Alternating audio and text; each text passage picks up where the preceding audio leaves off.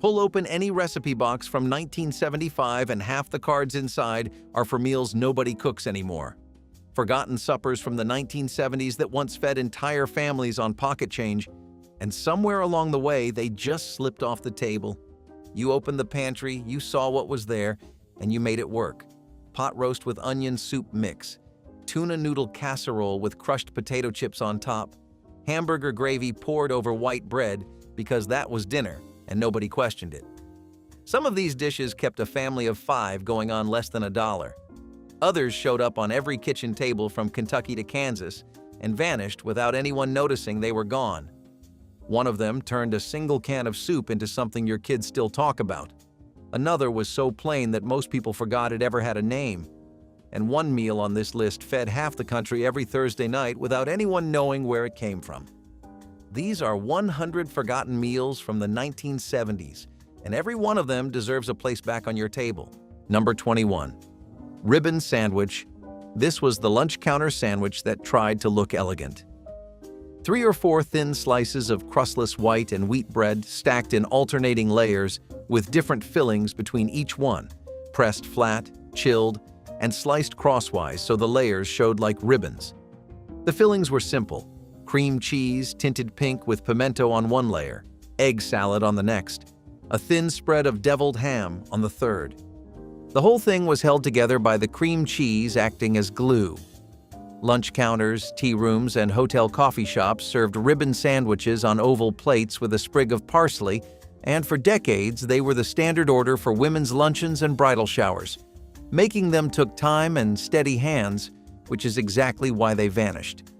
When labor got expensive and lunch got fast, nobody had the patience to trim crusts and stack layers for a sandwich that sold for the same price as a ham on rye.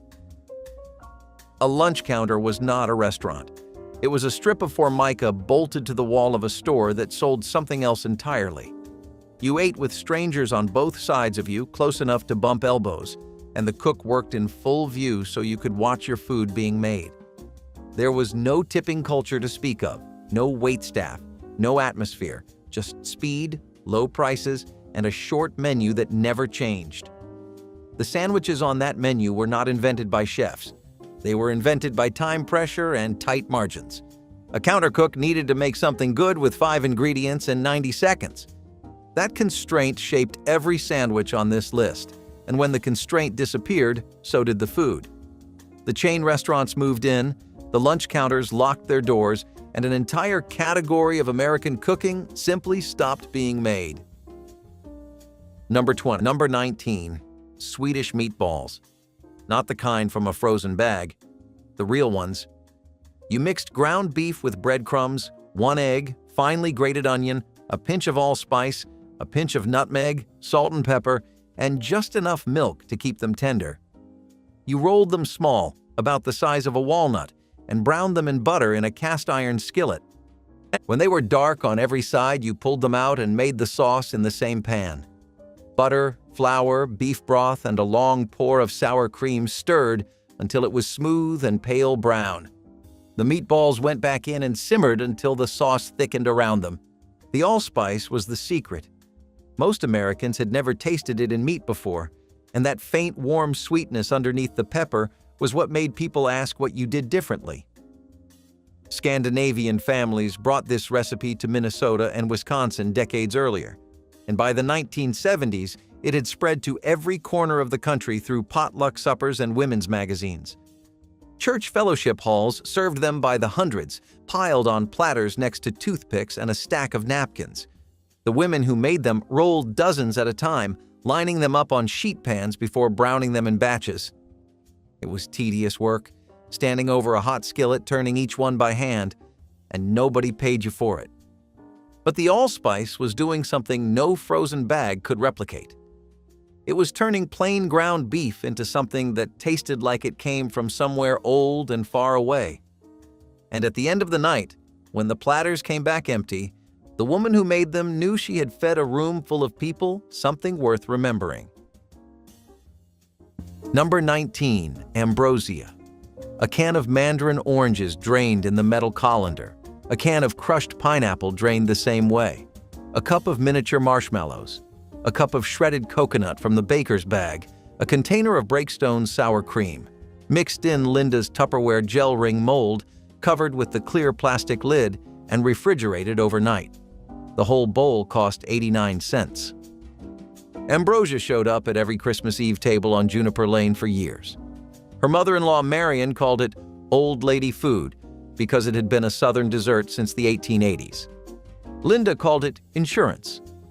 When the pierogi did not turn out and the babka was too dry, there was always the white bowl of cold fruit and coconut on the sideboard. Nobody left her house hungry. Ambrosia was what every Catholic homemaker made when you needed a dessert that looked like effort and cost almost nothing. Mrs. Lombardi called it a cheat. Her children always asked for the recipe anyway. Number 26. Beef tips over egg noodles. Chunks of beef round seared hard and braised in beef broth with sliced onions until the meat went tender enough to cut with the side of a fork. The gravy turned brown and rich from the drippings, and it got ladled over a pile of wide egg noodles on a heavy ceramic plate. Some stops added mushrooms from a can. Most did not bother. This was a steam table regular from Pennsylvania, clear across to Missouri, and it held under a heat lamp for hours without losing a thing. The noodles caught the gravy in their folds, and every forkful came up loaded. A full plate and change left over from a $5 bill. The menu at a truck stop was not a list. It was a map. Drive the I-10 corridor from Jacksonville to El Paso, and the food changed mile by mile. Fried catfish gave way to chicken fried steak around the Louisiana-Texas line. Pork chops disappeared north of Kentucky and came back near St. Louis. The stops that lasted cooked what the land around them produced: catfish ponds in the Delta, beef feedlots on the plains, dairy farms in Wisconsin that kept the cream gravy thick. A driver who ran the same route long enough knew where he was by what came out of the kitchen. Grits meant south. Bean soup meant Midwest. The food told you where you were before the highway signs did. Number 29. Tomato aspic. This one sounds wrong to modern ears, but in the 1970s, a molded tomato gelatin was a perfectly normal thing to set on a supper table in July. You dissolved a packet of Knox gelatin in hot tomato juice, added a splash of Worcestershire and a squeeze of lemon, and poured it into a ring mold to chill. It came out looking like something from a magazine cover. You filled the center with cottage cheese or chicken salad and called it a meal. The whole thing kept the stove off and the kitchen cool, and by the 1980s, nobody under 30 would touch it. Today, it is gone entirely. Before I go on with the rest of this list, for those of you who want more recipes like these, all gathered together in one place, I have put together the Vintage Recipe Guide over at my website, vintagelifestyleusa.com. I will not mention it again in this video. If you want it, it is there. Number 22. Quisp. Quaker Oats introduced Quisp in the mid-1960s as a direct competitor to every sugar-loaded cereal fighting for attention on the Saturday morning cartoon block.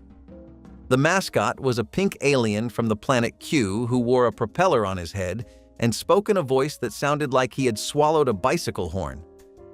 The cereal was a saucer-shaped piece of sweetened corn, light as air, and it dissolved in milk faster than you could eat it. That was part of the charm. You had to eat Quisp at top speed, and kids treated every bowl like a race against the clock. Quaker launched Quisp alongside a sibling brand called Quake, which had a caveman mascot, a denser crunch, and a bigger advertising push. The two cereals ran dueling television campaigns through the late 1960s and into the 1970s, each trying to outlast the other. Quaker eventually let consumers vote on which cereal survived. Quisp won the popular vote, but winning did not guarantee a permanent shelf. By the late 1970s, Quisp started disappearing from grocery stores across the country, turning up only in regions where loyalty ran deep enough to justify the stocking cost. It became a cereal you had to track down, and the tracking made it legendary. Whole conversations at office coffee pots revolved around where somebody had last spotted a box. Quaker brought it back decades later as an online exclusive, but clicking a button on a screen is not the same as rounding the corner on aisle 5 and seeing that pink alien grinning at you next to the Frosted Flakes. Number 20. Space Dust Candy. This was the finer, powdery cousin of Pop Rocks, and it arrived in the mid-1970s riding the same carbonated candy technology. You poured the packet onto your tongue, and it fizzed and crackled and made your whole mouth feel electric. The sensation lasted about 10 seconds, just long enough to make you open another packet. General Foods marketed it right alongside the space craze. Then the rumors started. Kids mixing it with soda and ending up in emergency rooms, stomachs exploding. None of it was true, but the story spread through every schoolyard in America faster than any commercial could. The rumors did what no competitor managed. They scared parents into leaving it on the shelf. General Foods pulled the name. Number 17. Deviled eggs. The dish that disappeared first. At Mildred Harlow's church in Rennes, Georgia, deviled eggs hit the potluck table and were gone before the preacher finished the blessing. Mildred made hers with 24 eggs boiled on Saturday night, peeled on Sunday morning, yolks mashed with Duke's mayonnaise, a teaspoon of yellow mustard, sweet pickle relish, salt, and a dusting of paprika across the top. She arranged them on an egg plate her mother had given her in 1948, 24 indentations in green Fostoria glass, and she covered them with a square of saran wrap for the ride. The thing about deviled eggs at a church potluck is that they were never actually about the eggs. Bringing a potluck dish was more work than hosting. Mildred was up at 5 on Sunday. The eggs had to be cold enough to peel, the yolks had to be dry enough to crumble, the mayonnaise had to be stirred in by hand with a fork because an electric mixer made the filling slick. She had to boil the eggs 12 minutes, shock them in ice water, peel them under running water, cut them lengthwise with a knife she wiped between every egg, and pipe the filling through a plastic bag with the corner cut off. She had to carry the plate down the basement steps at Mount Olive without tipping it. She had to set it on the table so the paprika did not slide, and then she had to stand in line for her own eggs. Here is the thing most people miss about a church potluck. The potluck was not a meal. It was a performance that cost more in labor than a restaurant dinner, and it was more work than hosting a crowd in your own house would have been. Mildred did it 1,000 times. The eggs were gone in 90 seconds. That was the point. That was the whole religion of it. Number 17. Liver and onions blue plate. This was the Tuesday special at McCrory's, the Thursday special at Newberry's, and a standing order at every counter that still believed in iron-rich meals for working men. A thick slab of calf's liver dredged in seasoned flour and pan-fried in bacon fat. A heavy tangle of yellow onions cooked down slow until they were brown and sweet and almost jam-like. The two laid side by side on a blue-rimmed plate with mashed potatoes and a small dish of stewed tomatoes. 65 cents in 1973 at a McCrory counter in Pennsylvania. Liver fell off lunch counter menus by 1977, not because anyone forgot how to cook it, but because the younger generation that came up after the war associated organ meat with the rationing years their parents had endured. The kids wanted hamburger. The counters that kept liver on the board watched the orders drop from 40 a day to 4. Number 21. Half-runner green beans simmered with a ham hock. Half-runners were the bean of choice across the southern mountains. Not quite a pole bean and not quite a bush bean. Somewhere in between with a sweetness that snaps could not touch. You broke them by hand into pieces, dropped them into a big pot with a smoked ham hock, and let them cook for hours. Not 20 minutes. Hours. The beans turned soft and dark and soaked up every bit of smoke from that pork. The pot liquor at the bottom was worth more than the beans themselves. People sopped it up with cornbread or drank it straight from a cup. I still think a bowl of half-runners and a wedge of cornbread is one of the most honest suppers ever put on a table. The grocery store was not part of the routine, not the way it is now. The nearest store might have been 15 miles of gravel road, and the truck only made it there when the weather allowed. So the garden was the grocery store. The root cellar was the pantry. The smokehouse was the meat counter. A woman feeding a family of 6 did not write a shopping list. She walked outside and looked at what was growing, what was cured, what was canned on the shelf, and she built supper from that. If the beans were ready, you ate beans. If the squash was coming in, you ate squash. The menu was never a choice. It was an answer to a question the land asked every single day. Ackee fruit was a familiar ingredient in Caribbean American kitchens across Miami and New York. A bright red and yellow fruit with creamy, buttery flesh, perfect for Jamaica's national dish of ackee and saltfish.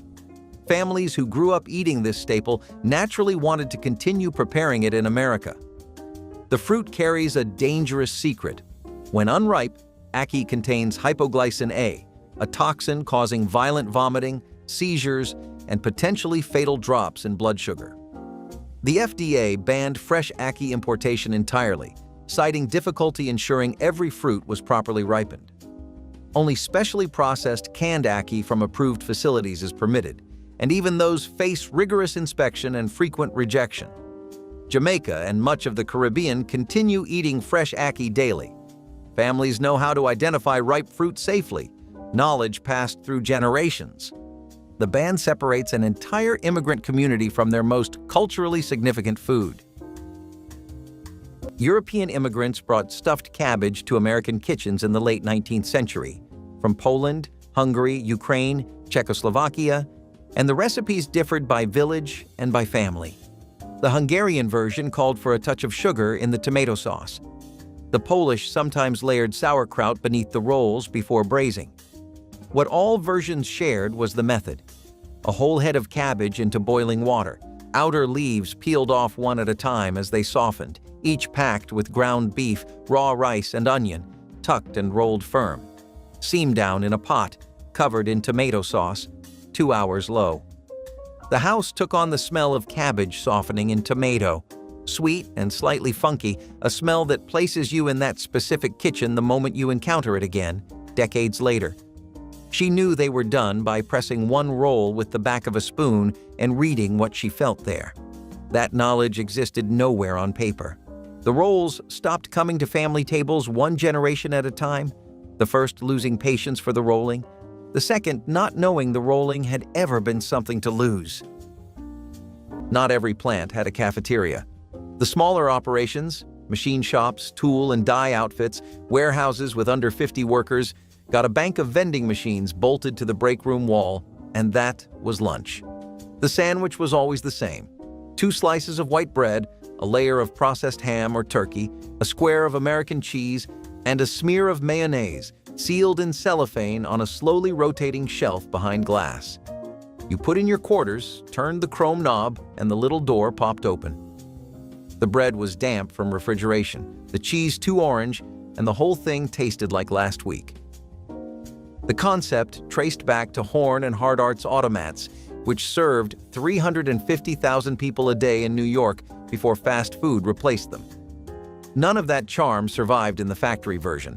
Just fluorescent light, humming compressors, and a sandwich that existed because someone had to eat between shifts. Creamed corn made from actual cream and butter appeared in serving lines across American schools throughout the 1970s. Cafeteria workers opened industrial-sized cans of corn and transformed them into something rich by adding cream, butter, and sometimes a touch of sugar. The dish was silky, sweet, and satisfying in ways that plain corn never achieved. Children who might refuse vegetables often accepted creamed corn because it tasted almost like dessert. The fat content made it filling, and the preparation made it palatable to even the pickiest eaters. When dietary fat became the enemy, creamed corn disappeared from menus, replaced by plain kernels that children promptly ignored. The irony is that the cream and butter help children actually consume their vegetables while providing fat-soluble vitamin absorption. Removing the richness didn't make children healthier. It just made them eat fewer vegetables altogether. They hung from a cardboard display near the register like dried meat wind chimes, rows of Slim Jims in red and yellow wrappers, a quarter apiece. You peeled back the plastic, cracked through the outer casing, and the rush of salt, smoke, and pepper hit the back of your throat before you even started chewing. The original sticks were thinner than what you find today, leaner, drier, with a sharper pepper bite that sat on your tongue for miles. Kids ate them in the back seat. Truckers kept a handful in the cab. Nobody read the ingredients, and nobody cared. Beef, mechanically separated chicken, corn syrup, paprika, and enough sodium nitrite to keep the stick shelf-stable for what felt like forever. You chewed while the highway stretched in front of you, and the stick lasted longer than most conversations. The display rack is still there in most stations, but the sticks are bigger now, sweeter, softer. That original snap when you bit through the casing, that's what disappeared. Number 14. Soft-shell crab sandwich.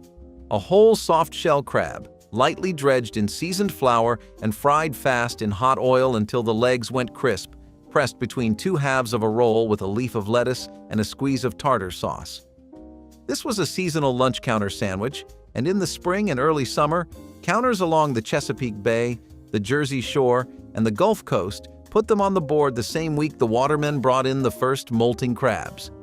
The crab was small enough to fit in one hand, and when it was fried right, the shell crackled like a potato chip and the meat inside stayed sweet and tender. You ate the whole thing, legs and all. That was the point. No picking, no cracking, no tools. A lunch counter cook could fry a dozen in the time it took to shuck one bushel of hard shells, and the sandwich moved fast during the lunch rush. The soft shell season was short, sometimes only 6 or 8 weeks, and the price stayed low because the crabs were local and abundant.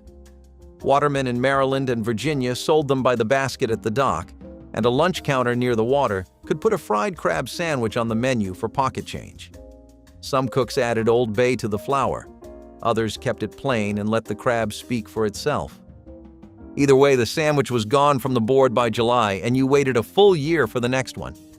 What killed the lunch counter version was not the taste, but the economics. By the late 1970s, soft-shell crabs were being shipped to white tablecloth restaurants in New York and Chicago, where chefs served them on brioche with aioli and microgreens. The price followed the demand. A crab that once cost a lunch counter a few cents now fetched several dollars wholesale, and no counter could absorb that and still sell a sandwich for a working lunch price. The soft-shell crab moved up market, and the rough, fast, paper plate version eaten standing at a waterfront counter vanished with the men who used to order it. Number 21. Hamburger vegetable soup. You browned a pound of ground beef, poured off the grease, and dumped in a quart of water. A can of diced tomatoes, diced potatoes, sliced carrots, chopped celery, half a cup of barley, and whatever else was in the crisper drawer. Salt, pepper, a bay leaf. You let it simmer for an hour while the barley swelled and thickened the broth. By the time it was ready, you had a full pot of soup that tasted like your grandmother had been cooking all day, when really, you had just opened the refrigerator and used what was left. The barley was the difference between this and regular vegetable soup. It gave the broth body, turned it from thin and watery into something that stuck to the spoon. Ground beef cost about 60 cents a pound in 1970, and by the end of the decade, it had climbed past $1. That does not sound like much now, but wages did not keep up, and grocery bills were the first thing a family felt when prices moved. Women who had grown up during the Depression already knew how to handle it. They had watched their mothers turn a quarter pound of meat into a full casserole by adding rice, potatoes, or day-old bread. The 1970s just gave them another reason to use those same skills. The recipes on this list are not nostalgic curiosities. They are engineering, built by people who understood that wasting food was not an option and that every ounce of protein had to stretch as far as it could go. Number 14. Pistachio pineapple dessert. Before Watergate salad had a name, General Foods in 1975 put a recipe called Pistachio Pineapple Delight on the back of the new pistachio pudding box to sell 2 of their products at once, the pudding and the Cool Whip. A box of instant pistachio pudding mix, a can of crushed pineapple undrained, a cup of mini marshmallows, half a cup of chopped pecans, a tub of Cool Whip. Stir together in a big glass bowl with a wooden spoon. Chill for 2 hours. That was it. The color alone, a pale, impossible green, was what sold it on the 1970s dessert table. Linda brought a Tupperware bowl of this to every bunco night on Juniper Lane and watched the other women ask for her recipe every time. Her cost was 83 cents. Pistachio pineapple dessert was a lie that told the truth about suburban 1970s life. The truth was that convenience had become a form of hospitality. You served it with a smile. Nobody asked questions. Number 19, spaghetti with meat sauce. This one surprises people. Italian food at a truck stop. But in the 1970s, spaghetti with meat sauce sat on more truck stop menus than pot roast, and it outsold most daily specials by the end of the week. The reason was simple. Ground beef was cheap, canned tomato sauce was cheaper, dried spaghetti noodles cost almost nothing. A cook could feed 40 drivers out of one stock pot and still have leftovers for the morning crew. The sauce started with ground beef browned in a heavy pot with onions and garlic, then cans of tomato sauce went in, sometimes a can of tomato paste to thicken it, and a shake of Italian seasoning from a jar on the shelf. The spaghetti was boiled in a separate pot, drained and plated with a ladle of meat sauce on top and a sprinkle of Parmesan from a green shaker can. A basket of garlic bread came with it, not real garlic bread. Sliced white bread, buttered and dusted with garlic salt, then run under the broiler until the edges browned. The whole plate cost $1.65 at a truck stop outside of Knoxville in 1976, and the drivers scraped the plate clean with the last piece of bread. The sauce held on the back burner all day, and the noodles sat in a steam tray, and assembling a plate took less than 2 minutes. For a kitchen running on one cook and one waitress, that speed was everything. Spaghetti night was the one night a driver could eat without worrying whether the cook knew what he was doing. You cannot ruin spaghetti! Number 19, impossible cheeseburger pie. Bisquick printed this recipe on the back of the box sometime in the late 1970s, and it became one of the most clipped recipes in the country almost overnight. You browned a pound of ground beef with chopped onion, spread it across the bottom of a greased pie plate, laid sliced tomatoes and shredded cheddar on top, and poured a thin batter of Bisquick eggs and milk over everything.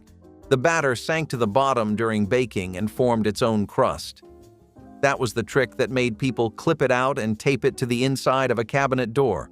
No rolling pin, no pie dough, no pastry skill of any kind. You poured liquid into a dish and the oven did the rest. The pie baked for about 25 minutes and came out golden brown on top with a soft, custardy crust underneath that held together just well enough to slice into wedges. You could add whatever was sitting in the vegetable drawer: green peppers, canned mushrooms, a handful of frozen broccoli left over from Sunday. But the original called for nothing beyond beef, cheese, tomato, and the Bisquick batter, and most families never saw a reason to change it. On a summer evening when the idea of standing in a hot kitchen felt like punishment, this pie gave you 10 minutes of prep and then 25 minutes of doing absolutely nothing while the oven worked. It came out looking like you had spent an hour. Kids ate it without a word of protest, and the leftovers were just as good cold the next day, straight from the refrigerator. Bisquick eventually rotated the recipe off the box, and the families who never saw it there never learned it existed. Number 25, wacky wafers. Wonka made these, and they were exactly what they sounded like. Big, flat, round candy discs about the size of a silver dollar, stacked in a clear cellophane tube. They came in fruit flavors. Watermelon was the one everybody wanted, and banana sat at the bottom because nobody picked it first. There was no chocolate, no filling, no gimmick, just a thick disc of hard candy that dissolved on your tongue if you were patient or cracked between your molars if you were not. You could buy a tube for a few cents, and it lasted longer than most candy because the discs were thick enough to resist a child's chewing speed. Wonka stopped making them, and nobody else ever made anything quite like them. The checkout lane was a battlefield. Every grocery store in the 1970s kept a rack of candy, gum, and snack bags right at the register, positioned at a child's eye level while the parent stood in line with a full cart and a short temper.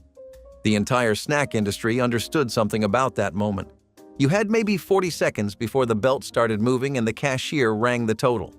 40 seconds to grab, plead, negotiate, and either win or lose. More brand loyalty was built in that narrow strip of retail space than in any television commercial.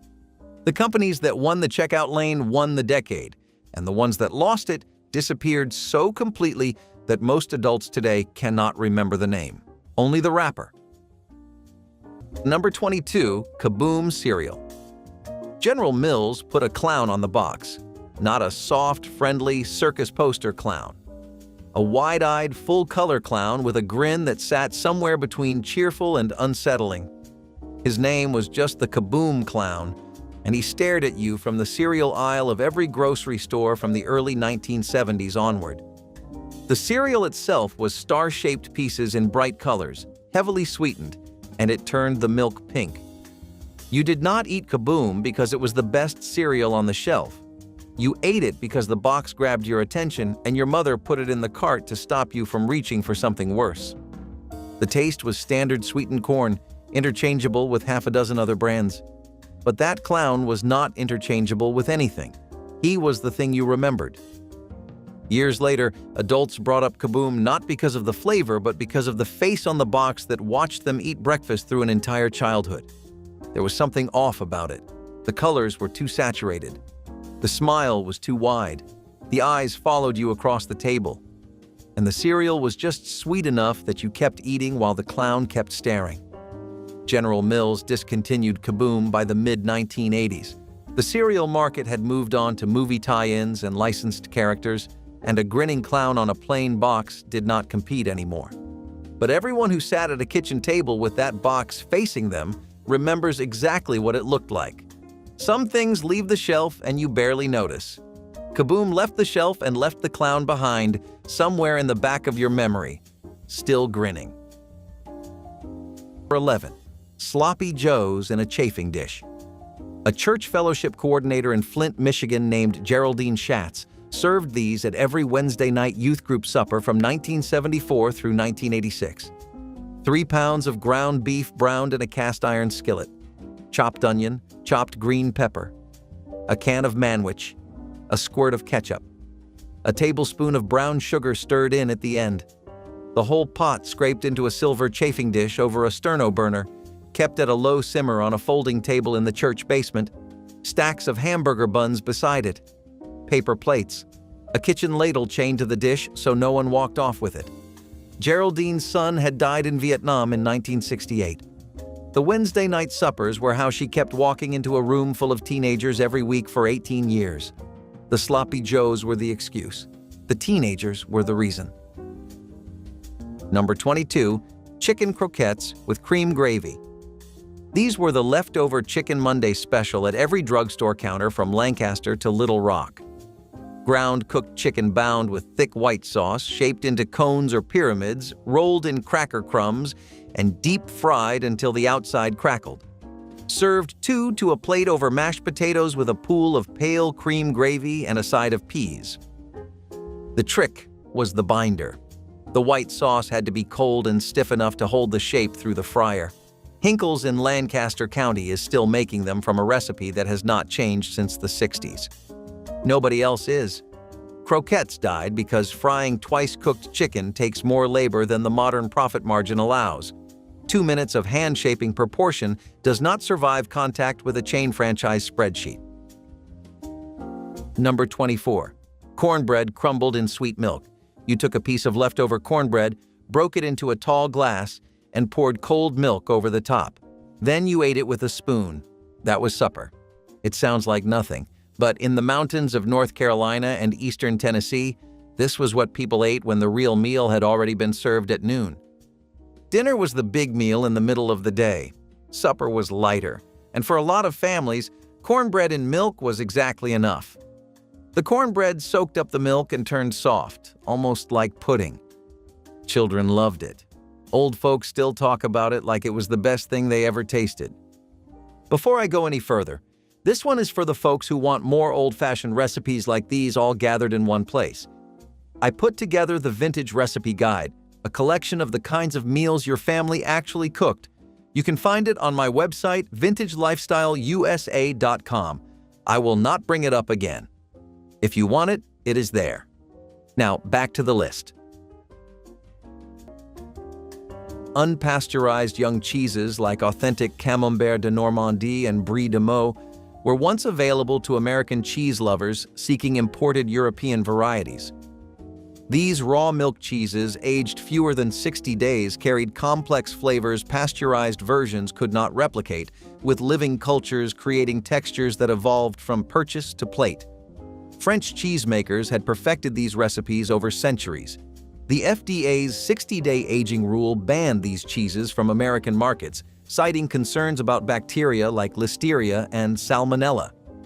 Americans could only purchase pasteurized imitations or older cheeses aged past the threshold. France, Italy, and Switzerland consider these cheeses essential cultural heritage, protected by law and celebrated at markets and family tables without restriction. The ban remains among the most debated food regulations in America, with lovers arguing centuries of safe European consumption proved the caution excessive. The rule was the recipe: 1 can of cream of mushroom soup, 1 envelope of dry onion soup mix, a cup of long-grain rice, a cup and a half of water, chicken pieces on top, lid sealed with foil, 90 minutes at 350. Do not open it. Open the lid at 45 minutes and the steam escaped, the rice went dry, and you came back to something nobody wanted. The title was the entire instruction set, No Peak Chicken and Rice, and every cook who made it had a story about someone who peaked, told with the satisfaction of patience, vindicated. It spread through church cookbook fundraisers across the 1970s because it asked almost nothing and delivered every time. It is strange to explain to someone raised on instant read thermometers that a dish could require only restraint, and that restraint alone was sufficient. Long before the brake cart rolled through, the cafeteria line was already set, and the most reliable thing on it was Salisbury steak. The patty was ground beef mixed with breadcrumbs and onion powder, pressed flat on a sheet pan, baked in rows, and served under a ladle of brown mushroom gravy from a number 10 can. The mashed potatoes beside it were instant, reconstituted from flakes with hot water and margarine. The dish had a medical name because it was one. Dr. James Salisbury promoted the ground beef patty in the 1880s as a cure for everything from gout to heart trouble. By the 70s, his name had been reduced to a banquet frozen dinner label and a steam table card. But it worked. It was protein, it was warm, and it came with enough gravy to make the texture irrelevant. Men who had been running presses all morning didn't need elegance. They needed it ready. Beef tallow French fries represented a golden age of cafeteria cooking that health reformers dismantled with devastating efficiency. Those fries emerged from deep fryers filled with rendered beef fat, a cooking medium that McDonald's itself used until 1990. The exterior shattered with each bite while the interior remained fluffy and potato pure. School cooks received blocks of beef tallow from suppliers who understood that this was simply how frying was done. The fat created a crispy exterior that vegetable oils could never replicate, sealing the potato and preventing grease absorption. When the anti-saturated fat movement reached its peak, schools switched to partially hydrogenated vegetable oils, which we now know contained trans fats far more dangerous than anything in beef tallow. Those original fries were actually the healthier option. The tallow produced superior texture, better flavor, and posed no cardiovascular risk that modern science can identify. The switch to vegetable shortening created the actual health crisis.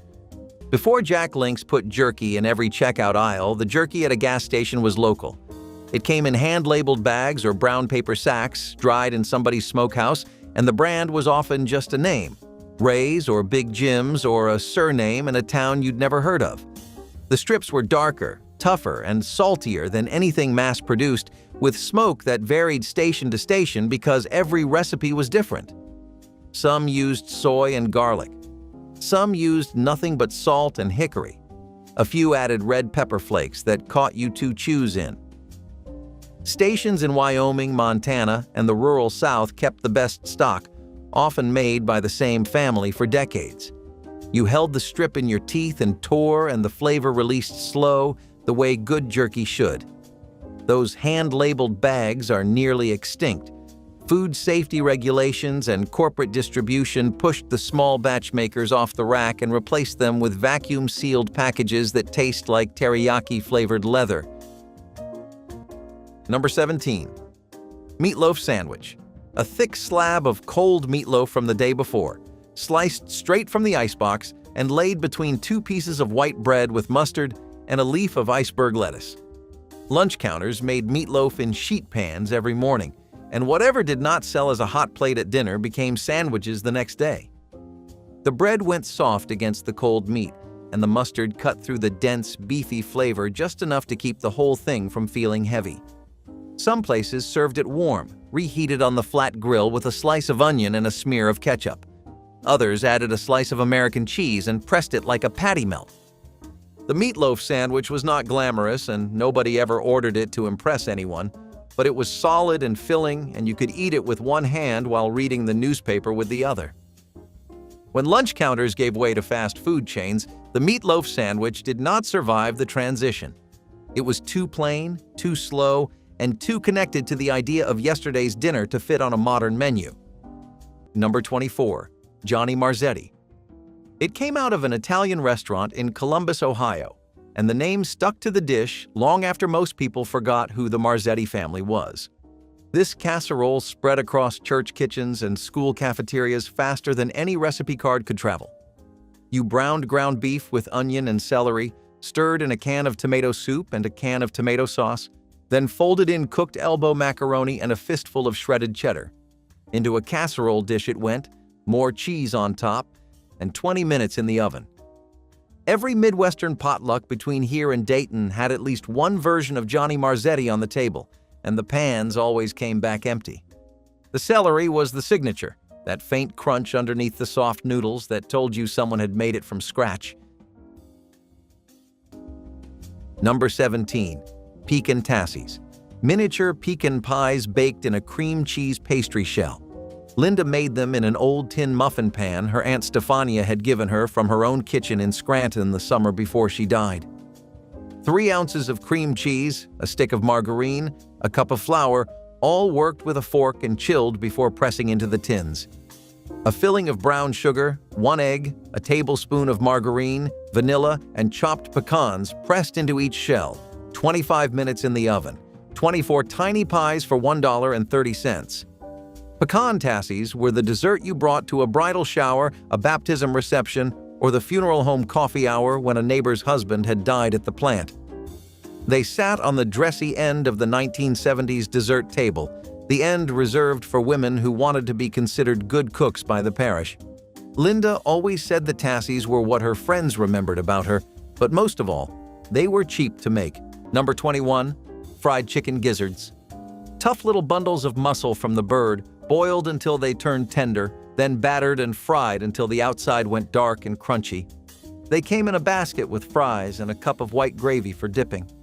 Most people outside of the South had never eaten one, but drivers who ran routes through Georgia, Alabama, and Mississippi knew exactly what they were. The gizzard was the cheapest piece of the chicken, and a full basket cost under $1. The flavor was concentrated, deeper than a thigh, chewier than a wing. The drivers who loved them ordered them every single time they stopped. A truck driver in the 1970s burned through calories the way his rig burned through diesel. Not from heavy lifting, but from the strain of staying alert for 14, sometimes 16 hours behind the wheel. A truck stop meal had to do 2 things: fill the stomach fast and keep the driver going long enough to reach the next stop. That meant heavy proteins, thick gravies, and enough starch to slow digestion so a man felt full for hours. Light meals were for people who slept in their own beds. A driver needed weight on the plate. He needed food that sat in the gut and reminded him he was still a person, not just a pair of hands on a wheel. Number 24. Tamale pie. You browned ground beef with diced onion and a packet of chili seasoning, stirred in a can of whole kernel corn and a can of tomato sauce, and poured it all into a baking dish.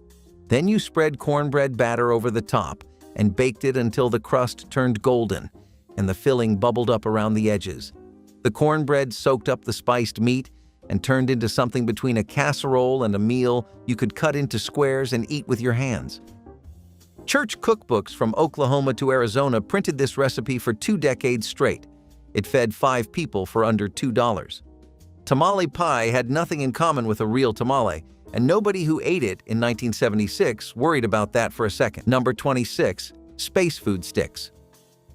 Pillsbury made these right after the moon landing, and the timing was everything. They were chewy, rod-shaped bars wrapped in foil, and they came in chocolate, peanut butter, and caramel.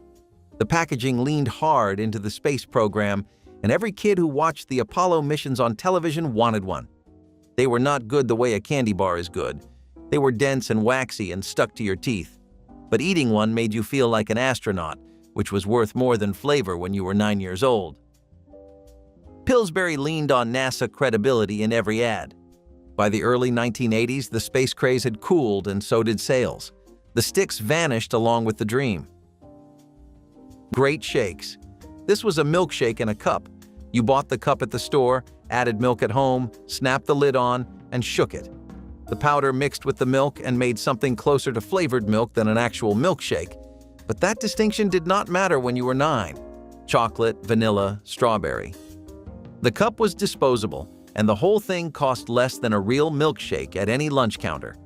You shook it for 30 seconds, peeled back the tab, and drank it standing at the counter because sitting down would have been wasted time. The product vanished by the end of the decade.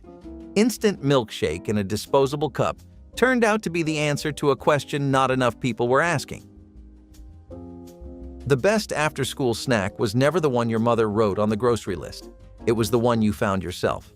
The half bag of pretzels behind the canned soup, the last 2 slices of cheese in the deli drawer, the jar of peanut butter that was almost empty but not quite.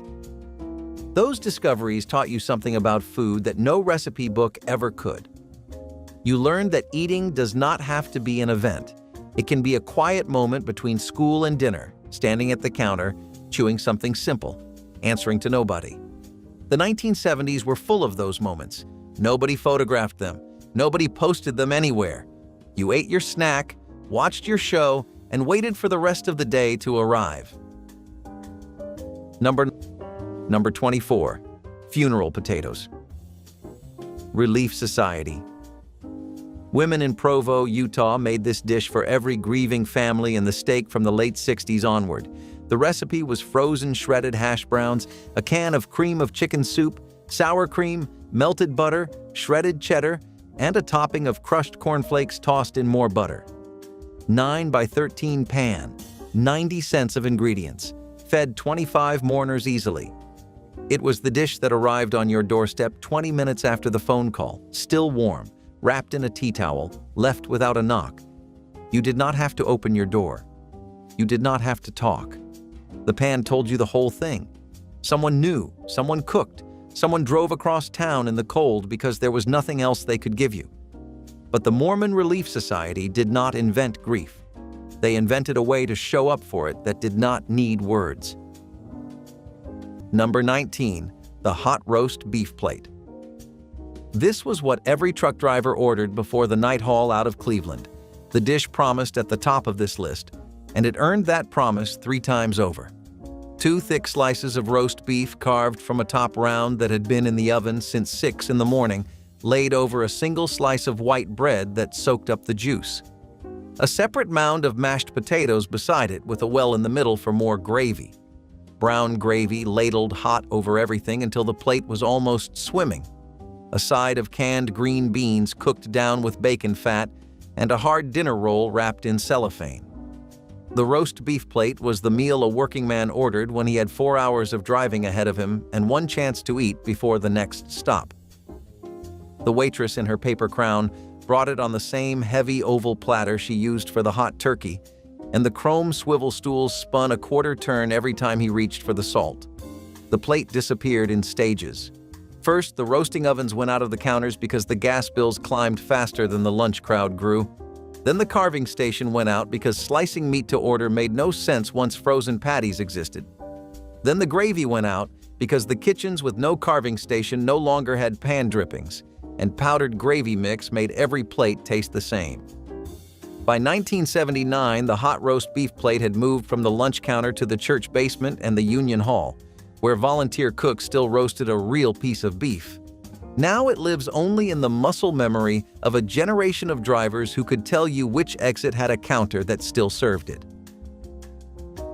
Number 20. Cracklin' cornbread with a mess of greens.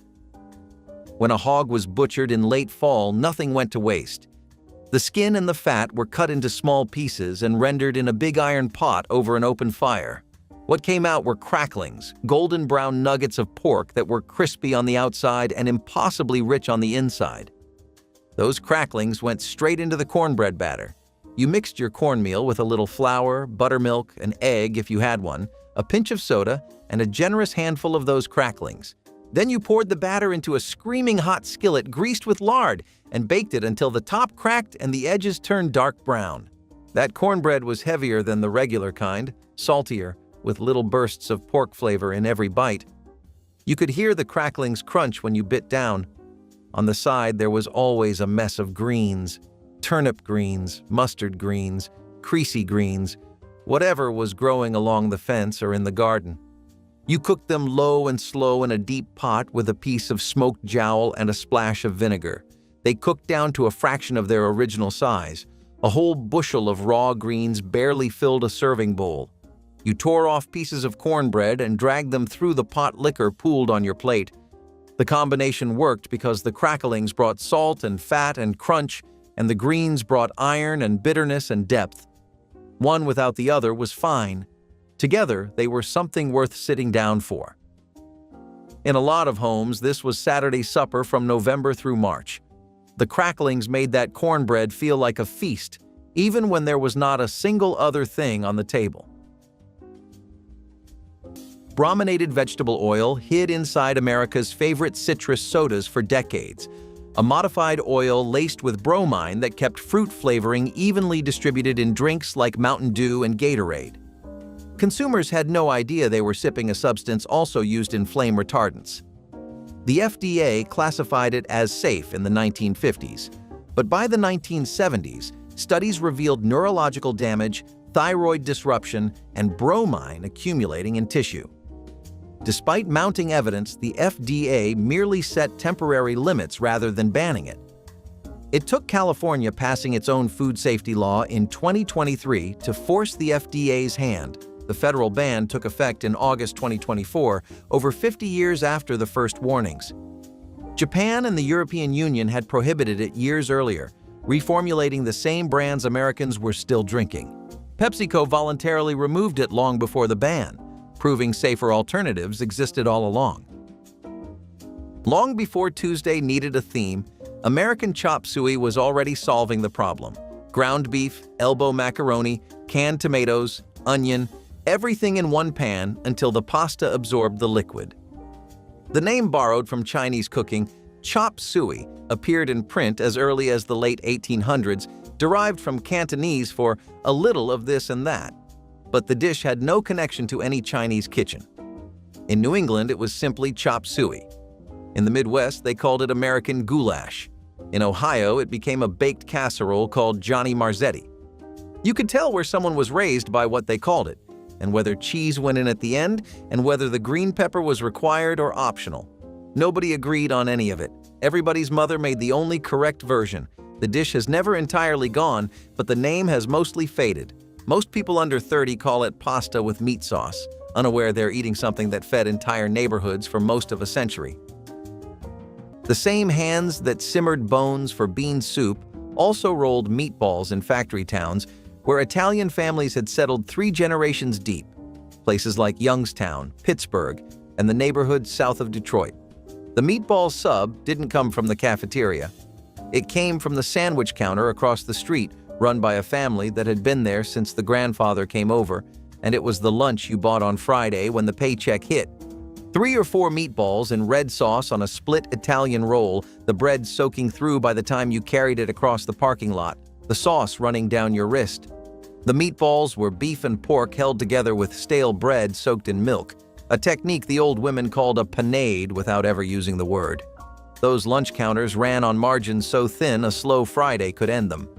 Most didn't survive the plant closures of the early 80s, and the ones that did never tasted the same without a factory crowd to feed. Peanut butter sandwiches made with full-fat peanut butter and white bread were cafeteria staples that delivered protein and satisfaction in every bite. The peanut butter was thick, rich, and often contained added sugar that made it appealing to children who might otherwise reject protein sources. cafeteria workers spread it generously on soft bread, sometimes adding grape jelly to create the classic combination that fueled generations. The fat content kept children satisfied through afternoon classes, preventing blood sugar crashes. When nutrition reformers targeted fat and sugar simultaneously, peanut butter became suspect despite being nutrient-dense. Schools switched to reduced fat versions that tasted like cardboard and natural versions that children refused. Modern nutritionists have embraced full-fat peanut butter as an excellent protein source, acknowledging that the fats it contains are predominantly healthy and that moderate sugar improves palatability without causing harm. Eating sunflower seeds on a road trip was less about hunger and more about having something to do with your mouth for 300 miles. The ritual was everything. Crack the shell with your front teeth, work the seed out with your tongue, spit the hull into a paper cup wedged between your legs. David Brand was the name on most bags, though regional roasters showed up too. Darker or saltier depending on where you were. A bag cost 15 cents and lasted longer than any other snack in the station because you couldn't rush the process. Long-distance drivers turned seed cracking into a survival technique. The constant motion kept you awake on night drives when the radio faded to static. Your father could crack and spit without taking his eyes off the road, the hull shooting out the cracked window like a reflex. You tried to learn. You swallowed as many shells as you spit for the first year. Nobody taught you. You watched and tried until your teeth knew the motion on their own. Number 19. Braunschweiger Sandwich. Braunschweiger was a smoked liverwurst, softer and richer than the regular kind, and it spread like butter across a slice of pumpernickel. Lunch counters in the Midwest served it thick, with a slice of raw onion and a squirt of yellow mustard, and it was one of those sandwiches you either grew up eating or could not understand at all. The name came from Braunschweig, a city in Germany, and the sausage itself was part of the massive wave of German food traditions that shaped American eating from the 1850s forward. Along with frankfurters, sauerkraut, and rye bread, Braunschweiger became a grocery store staple. By mid-century, Oscar Mayer, Usinger's in Milwaukee, and dozens of small regional packers all made their own version, each one slightly different in smoke level and spice. The lunch counter version was simple. The cook sliced it from a chub, fanned it across the bread, and slid the plate down the counter without ceremony. What made it memorable was the flavor. Rich, smoky, and faintly mineral with a paste-like texture that stuck to the roof of your mouth. Some people added lettuce and tomato, which did absolutely nothing to soften the intensity. Others paired it with sharp cheddar and a few cornichons on the side. There was a time when this sandwich showed up at every five and dime from Davenport to Duluth. The counter cook kept a fresh chub wrapped in wax paper next to the mustard jar, and it went through a full chub every day or two. Kids ate it because their fathers ate it. Fathers ate it because their fathers brought the taste from the old country. When lunch counters closed and supermarket delis started pushing turkey and roast beef, Braunschweiger retreated to the back of the cold case. You can still find it in parts of Wisconsin and Minnesota, but the sandwich as a lunch counter standard is gone. One generation grew up on it, and the next one grew up pretending it never existed. Number 27. Poor man's steak. You mixed a pound of ground beef with crushed saltine crackers, 1 egg, salt, pepper, and a little milk until it held together like dough. Then you shaped it into oval patties about ½ an inch thick and dredged them in flour. You browned them in a hot skillet, set them aside, and made gravy in the same pan with the drippings, more flour, and milk. The patties went back in and simmered in that gravy for 20 minutes. It tasted close enough to chicken fried steak that nobody at the table felt poor. The crackers were doing the heavy lifting, stretching a pound of meat into 6 patties instead of 4, and the gravy hid any difference. That was the whole point. Number 24. Old-fashioned rice pudding. This was Sunday night food in suburban Pennsylvania. A cup of leftover white rice from the Chinese takeout box, 2 cups of whole milk, a 1/4 cup of sugar, 1 egg, a handful of raisins, a dusting of cinnamon on top. Linda simmered it on the back burner of her Tappan stove for 40 minutes while she ironed her husband's work shirts in the living room. The raisins plumped. The milk thickened. The rice softened into comfort. For 22 cents a bowl, she fed 5 people a dessert that felt like her grandmother Helena had walked in from Pittsburgh and made it herself. Rice pudding used up the rice nobody finished, the milk before it turned, and the last of the raisins in the yellow Sun-Maid box. Nothing got wasted on Juniper Lane in 1976. But you still called it dessert and served it warm in a coffee cup. Number 23. Chicken pot pie. A single-serve pie in a foil tin with a flaky crust on top and a thick filling of chicken, peas, carrots, and diced potatoes in a cream sauce underneath. Some truck stops made them from scratch. Most used frozen ones from a food service supplier and baked them off a dozen at a time. Either way, you cracked through the top crust with a fork and the steam rolled out carrying the smell of chicken broth and butter. A pot pie took 20 minutes to eat because the filling stayed volcanic hot in the center long after the crust cooled down. Drivers learned to eat from the edges in. Everything was sealed inside that crust, and that made it the safest bet on the menu if you were worried about a cook cutting corners. 26. Ham salad sandwiches. You took the leftover ham from Sunday dinner, ran it through a hand-crank meat grinder bolted to the kitchen counter, and mixed the results with mayonnaise, sweet pickle relish, and a touch of yellow mustard. You spread it thick on soft white bread and wrapped it in wax paper for a packed lunch, or set it on the supper table with a bag of potato chips on a hot night when nobody wanted to cook. The meat grinder was doing all the work, turning a piece of ham that would have dried out in the refrigerator into something brand new. The grinder vanished first, replaced by a food processor nobody used for ham salad. Then the sandwiches followed it out the door. Summer supper in the 1970s was not an event. Nobody mapped out the week on Sunday afternoon. You opened the refrigerator, looked at what was there, and figured it out. The meal followed the weather and the budget, not a recipe from a magazine or a delivery app. If the thermometer hit 92, you did not turn on the oven. If there was a cucumber and some leftover meatloaf and half a jar of pickles, that was dinner. The beautiful thing was that nobody apologized for it. Setting a plate of cold cuts and sliced tomatoes on the table was not considered lazy. It was considered smart. Somewhere between then and now, we decided that every weeknight supper had to look like a cooking show. We lost something real in that trade. Number 29. Pizza spins. General Mills put these out in the late 1960s, and they rode straight into the 1970s in a bright red bag that promised pizza flavor in a corkscrew shape. They were small, orange, and left your fingers stained like you had been playing in Rust. The taste was somewhere between a corn chip and a pizza roll that forgot to bring any filling. Nobody cared. You could get a bag for pocket change at the corner store, and the spiral shape made them feel like something from the future even though they were just puffed corn with seasoning. General Mills pulled them before the decade was over. No limited edition rerun, no comeback. One week the shelf had pizza spins, and the next week it had something else in their place. Before I go any further, for those of you who love these old flavors and want a whole collection in one place, I put together the Vintage Recipe Guide.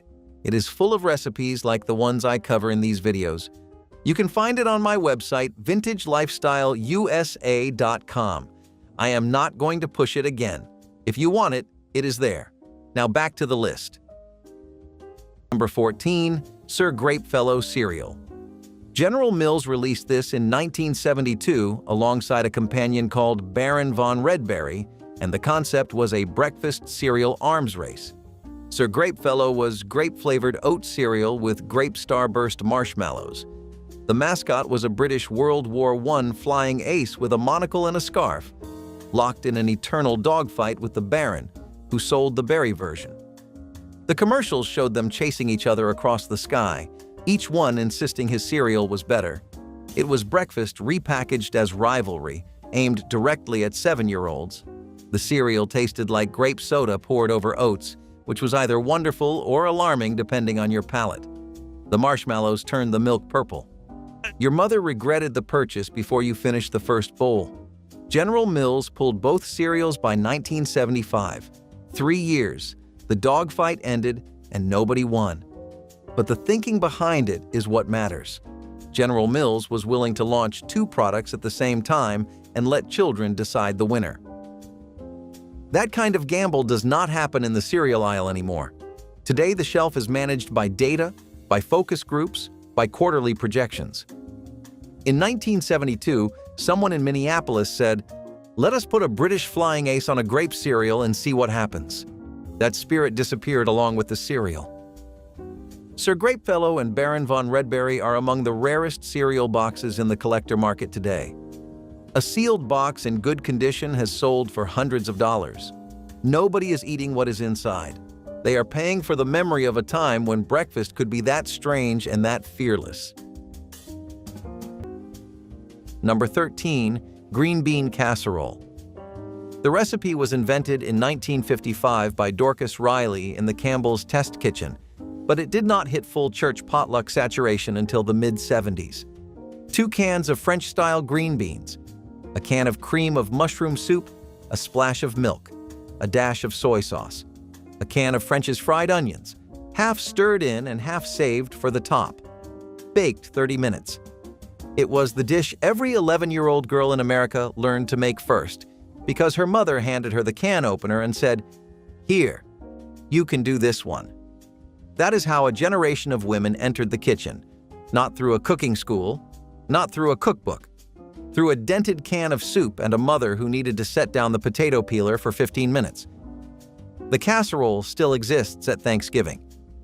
At a Sunday potluck in 2026, it would look like an artifact on your fellowship hall table. Number 21. Welsh rarebit on toast. This was the elegant little luncheon plate that ladies ordered at the counter when they wanted something hot but not heavy. Something with a knife and fork and a cloth napkin instead of a paper one. Sharp cheddar grated by hand and melted slowly over low heat with half a bottle of ale, a spoon of Worcestershire sauce, a knife point of dry English mustard, and a single beaten egg yolk stirred in at the very last second to thicken the sauce. Poured thick over 2 triangles of buttered toast on a warm plate, sometimes with a slice of beefsteak tomato tucked underneath or a strip of crisp bacon laid across the top. Schrafft's served it through the late 60s. Horn and Hardart kept it on the automat menu until 1974. The dish disappeared because the word rarebit confused a generation of younger customers who looked at the menu board and thought the plate involved actual rabbit. Lunch counter managers stopped ordering the ingredients when the daily orders dropped below 10 plates, and the name itself never came back into circulation. Number 16. Fried green tomatoes as the whole supper. When the first frost was on its way and the tomatoes on the vine were still green, you picked every last one. Some went into chow chow, some got wrapped in newspaper to ripen on the windowsill, but the rest got sliced thick, dredged in cornmeal, and fried in a cast-iron skillet with enough lard to come halfway up the sides. The coating turned golden and crisp. The tomato inside stayed firm and tart. In some homes, that was the entire supper: a plate of fried green tomatoes, a glass of buttermilk, and maybe a biscuit left over from breakfast. It was not a side dish. It was the main event, and when it showed up on the table, everybody knew summer was officially over. Cooking in the mountains was not something people did for fun. It was work, and it started before the sun came up. A woman stoked the fire in the wood stove, hauled water from the spring, and started something on the stove that would take all day. She did not own a timer. She had instinct. She knew the beans were done by the way the pot sounded. She knew the bread was ready by the color of the crust. There were no shortcuts because there was nothing to cut short. Everything took exactly as long as it took. And the people who sat down to eat that food understood what it cost. Not in money, in hours and in hands that never stopped moving. Casu marzu cheese was a delicacy Sardinian-American families whispered about. A pecorino deliberately infested with live insect larvae that broke down fats into an intensely flavored, almost liquid spread. The larvae gave casu marzu its characteristic soft texture and sharp flavor devotees described as unforgettable. Making it required patience, wheels of pecorino were left open for cheese flies to lay eggs, and larvae digested the hard cheese from within over weeks. The FDA banned it under regulations prohibiting foods containing insects, classifying it as adulterated and unfit for consumption. Health concerns centered on the possibility that larvae could survive stomach acid and cause intestinal damage. Sardinia and parts of Corsica continue producing casu marzu as a treasured tradition, though even the European Union has complicated its legal status. Those who have tasted it describe an experience challenging every assumption about cheese, intensely alive and irreplaceable. The applesauce was never from a jar. Rough-cut apples with a cinnamon stick simmering on the back burner, while the bone-in pork chops rendered their fat in cast iron, the rim of each chop pressed flat against the heat until it crisped gold. Salt and pepper only, because the apple was the flavor being built toward. Plated together, the chunky warm sauce, never pured, left rough so you knew it was real, cut through the pork fat in a way nothing bottled ever replicated. The pairing of pork and apple is at least 5,000 years old, and in the 1970s, it was still done from scratch on a Tuesday without ceremony. The bone-in chop has mostly given way to the boneless loin now, quicker and carrying less of what made the original worth eating, and the applesauce comes sealed under foil in 4-packs. She never explained why the scratch version tasted different. She didn't think she needed to. You understood at the table, the way children understand things, not through words, but through being present when something is done right. Before the factory cafeteria became standard, every working man in America carried the same thing through the plant gates, a dome-top metal lunch pail with a wide-mouth thermos tucked inside the upper shelf. His wife filled it the night before, usually with Campbell's chicken noodle or tomato, sometimes vegetable beef if the week had been long. The thermos was steel on the outside and glass-lined within, fragile enough that one hard drop on the shop floor would crack the vacuum seal and turn lunch into a lukewarm disappointment. You learned to set it down carefully and pray nobody kicked it during second shift. The soup was never hot by noon, warm at best, but it was yours, packed in the same kitchen where your kids ate breakfast. Over 120 million metal lunchboxes sold between 1950 and 1970, and nearly everyone rode to a factory or a mill. By the late 70s, plastic replaced the steel, and the heft of a real lunch pail slipped away for good. Real butter pats in foil wrappers accompanied nearly every hot roll, cornbread square, and biscuit that emerged from 1970s cafeteria kitchens. These small rectangles of churned cream represented thousands of years of human nutrition science compressed into convenient individual servings. Children peeled back the wrapper and spread golden fat onto warm bread without anyone suggesting this was dangerous. The butter melted into every crevice, adding richness and satisfaction to meals that might otherwise feel institutional. When margarine replaced butter in the name of heart health, schools unknowingly introduced trans fats that proved genuinely harmful. The butter had been protecting children all along, providing vitamin A, vitamin K2, and healthy saturated fats that growing bodies needed. Modern nutritionists have reversed decades of butter demonization, acknowledging that this whole food never deserved its villainous reputation. In the South, you didn't ask for peanut butter crackers, you asked for nabs. The word became shorthand for any pack of sandwich crackers in cellophane, but the original nabs came from Lance, Incorporated out of Charlotte, North Carolina, peanut butter between crackers since 1913. By the 70s, the orange Lance rack was bolted to the wall of every gas station below Virginia, stocked with toast crackers, cheese crackers, and the cream-filled cookies kids went for first. A pack cost a dime, maybe 15 cents. Your father kept a pack in the glove box. Your uncle kept one in his toolbox. The Lance man who restocked the rack drove a panel van and knew every station owner by name. He was part of the rhythm of the week, as expected as the mail. Those racks still exist in pockets of the South, but the company merged, the branding changed, and the packs cost more now than a gallon of gas did then. The word nabs, though, that hasn't gone anywhere. Number 16. Egg salad on toast. Hard-boiled eggs chopped with a fork, mixed with mayonnaise and a pinch of celery salt, spread on toasted white bread with a leaf of iceberg lettuce. This was the default sandwich for anyone who wanted something plain and dependable. The eggs were boiled in the morning, and the salad was mixed by 10. It sat in a bowl behind the glass and went on to bread all day long without refrigeration, which is probably why health codes eventually helped retire it. The egg salad at a lunch counter was never cold. It was room temperature at best, slightly warm at worst, and somehow nobody seemed to mind. You could order it at Newberry's, McCrory's, Kresge, or any drugstore with a soda fountain, and it tasted exactly the same everywhere.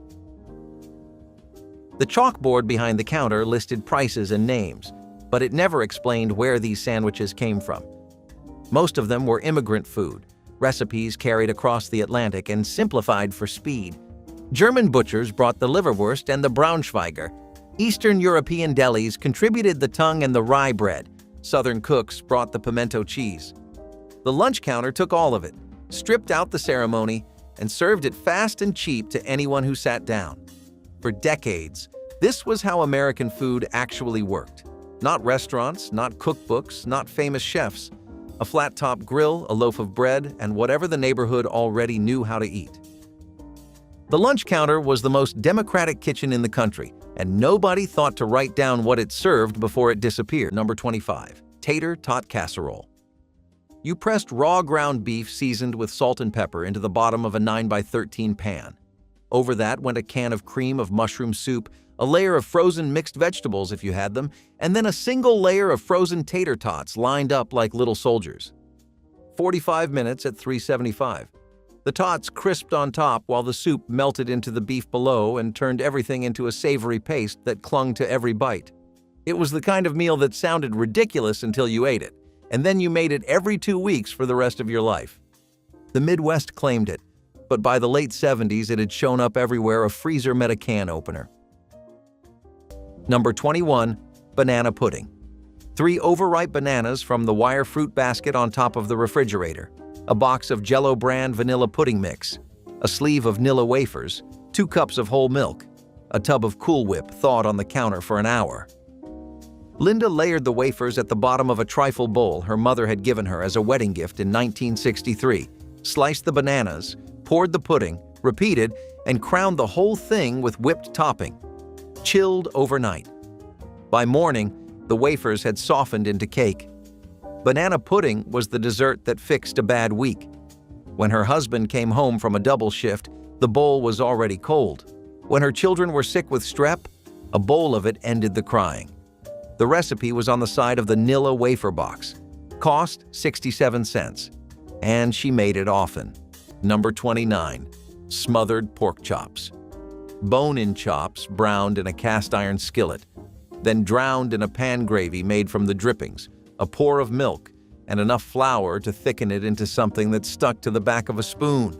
The gravy went over the chops and over the rice, and most drivers finished every grain. This was southern truck stop country from the Carolinas down to the Gulf, where pork was cheaper than beef and gravy was a food group. The chops were thin because a thick chop took too long when you had 12 drivers lined up at the counter, so they pounded them flat, fried them fast, and buried them in gravy so nobody noticed how thin they were. Before I go any further, for the folks who want more of these old recipes gathered in one place, I put together the Vintage Recipe Guide. You can find it on my website, vintagelifestyleusa.com. I will not push it again. If you want it, it is there. Now, back to the list. Number 23. Cold plate supper. On the worst nights of July, a lot of mothers gave up on the stove entirely. They laid out a plate with a scoop of cottage cheese, some canned peach halves, a few slices of cold roast beef, a couple of deviled eggs, and maybe a handful of carrot sticks. No cooking, no pots to wash. It looked like a photograph from a 1974 Good Housekeeping spread. You sat down and ate everything cold, and nobody complained because the kitchen was already 90 degrees without the burner running. The whole idea of a composed cold plate as a real supper has disappeared completely. Today, we would call it a charcuterie board and pay $30 for it at a restaurant. Number 30. Screaming Yellow Zonkers. The box was pitch black with bright yellow lettering that looked like it belonged on a concert poster, and inside was nothing more than glazed popcorn. But it was glazed the right way, buttery, sweet, with a crunch that held from the first handful to the last. Lincoln Snacks put them out in the late 1960s, and by the mid-1970s, that black box was showing up at slumber parties, drive-in movies, and anywhere teenagers gathered with loose change. The name was half the appeal. You did not ask your mother for caramel corn. You asked for screaming yellow zonkers, and she either knew what you meant or she did not. They disappeared from shelves quietly. No farewell tour. Just an empty spot where something loud used to be. Number 24. Freaky Cereal. Ralston Purina put 7 strange creatures on the box and gave each one a name. Boss Moss, Cow Mumble, Ham Hose, Grumble, Goody Goody, Snorkeldorf, and Gargle. The cereal was sweetened corn puffs, and the real draw was the toy inside. Every box had a small plastic freaky figure, and kids collected all 7.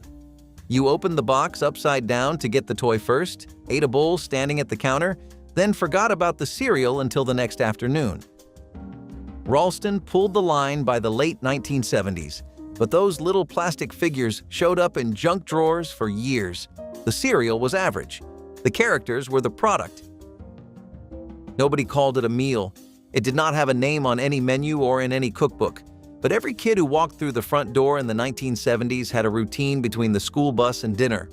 You checked the pantry, checked the fridge, and assembled something out of whatever was there. There was no plan, and there were no portions. Your mother was still at work or on the phone in the other room, and the kitchen belonged to you for exactly 1 hour. That hour shaped how a generation thinks about food. Not nutrition, not health, comfort.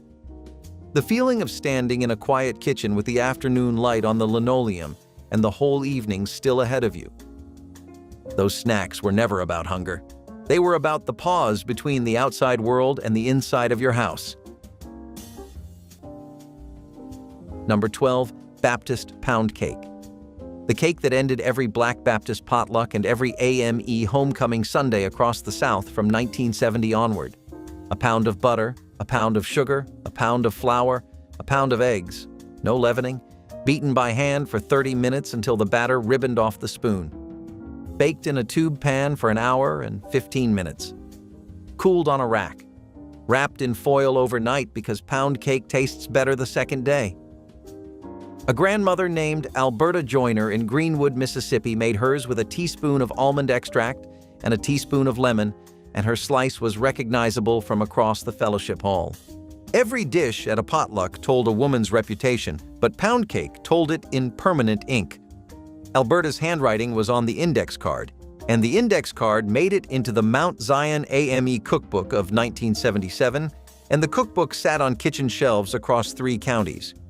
When the women of the church pulled it down, they turned to page 62 without looking. Alberta's pound cake. They did not need the recipe. They knew it by heart. They turned to the page because the page had her name on it.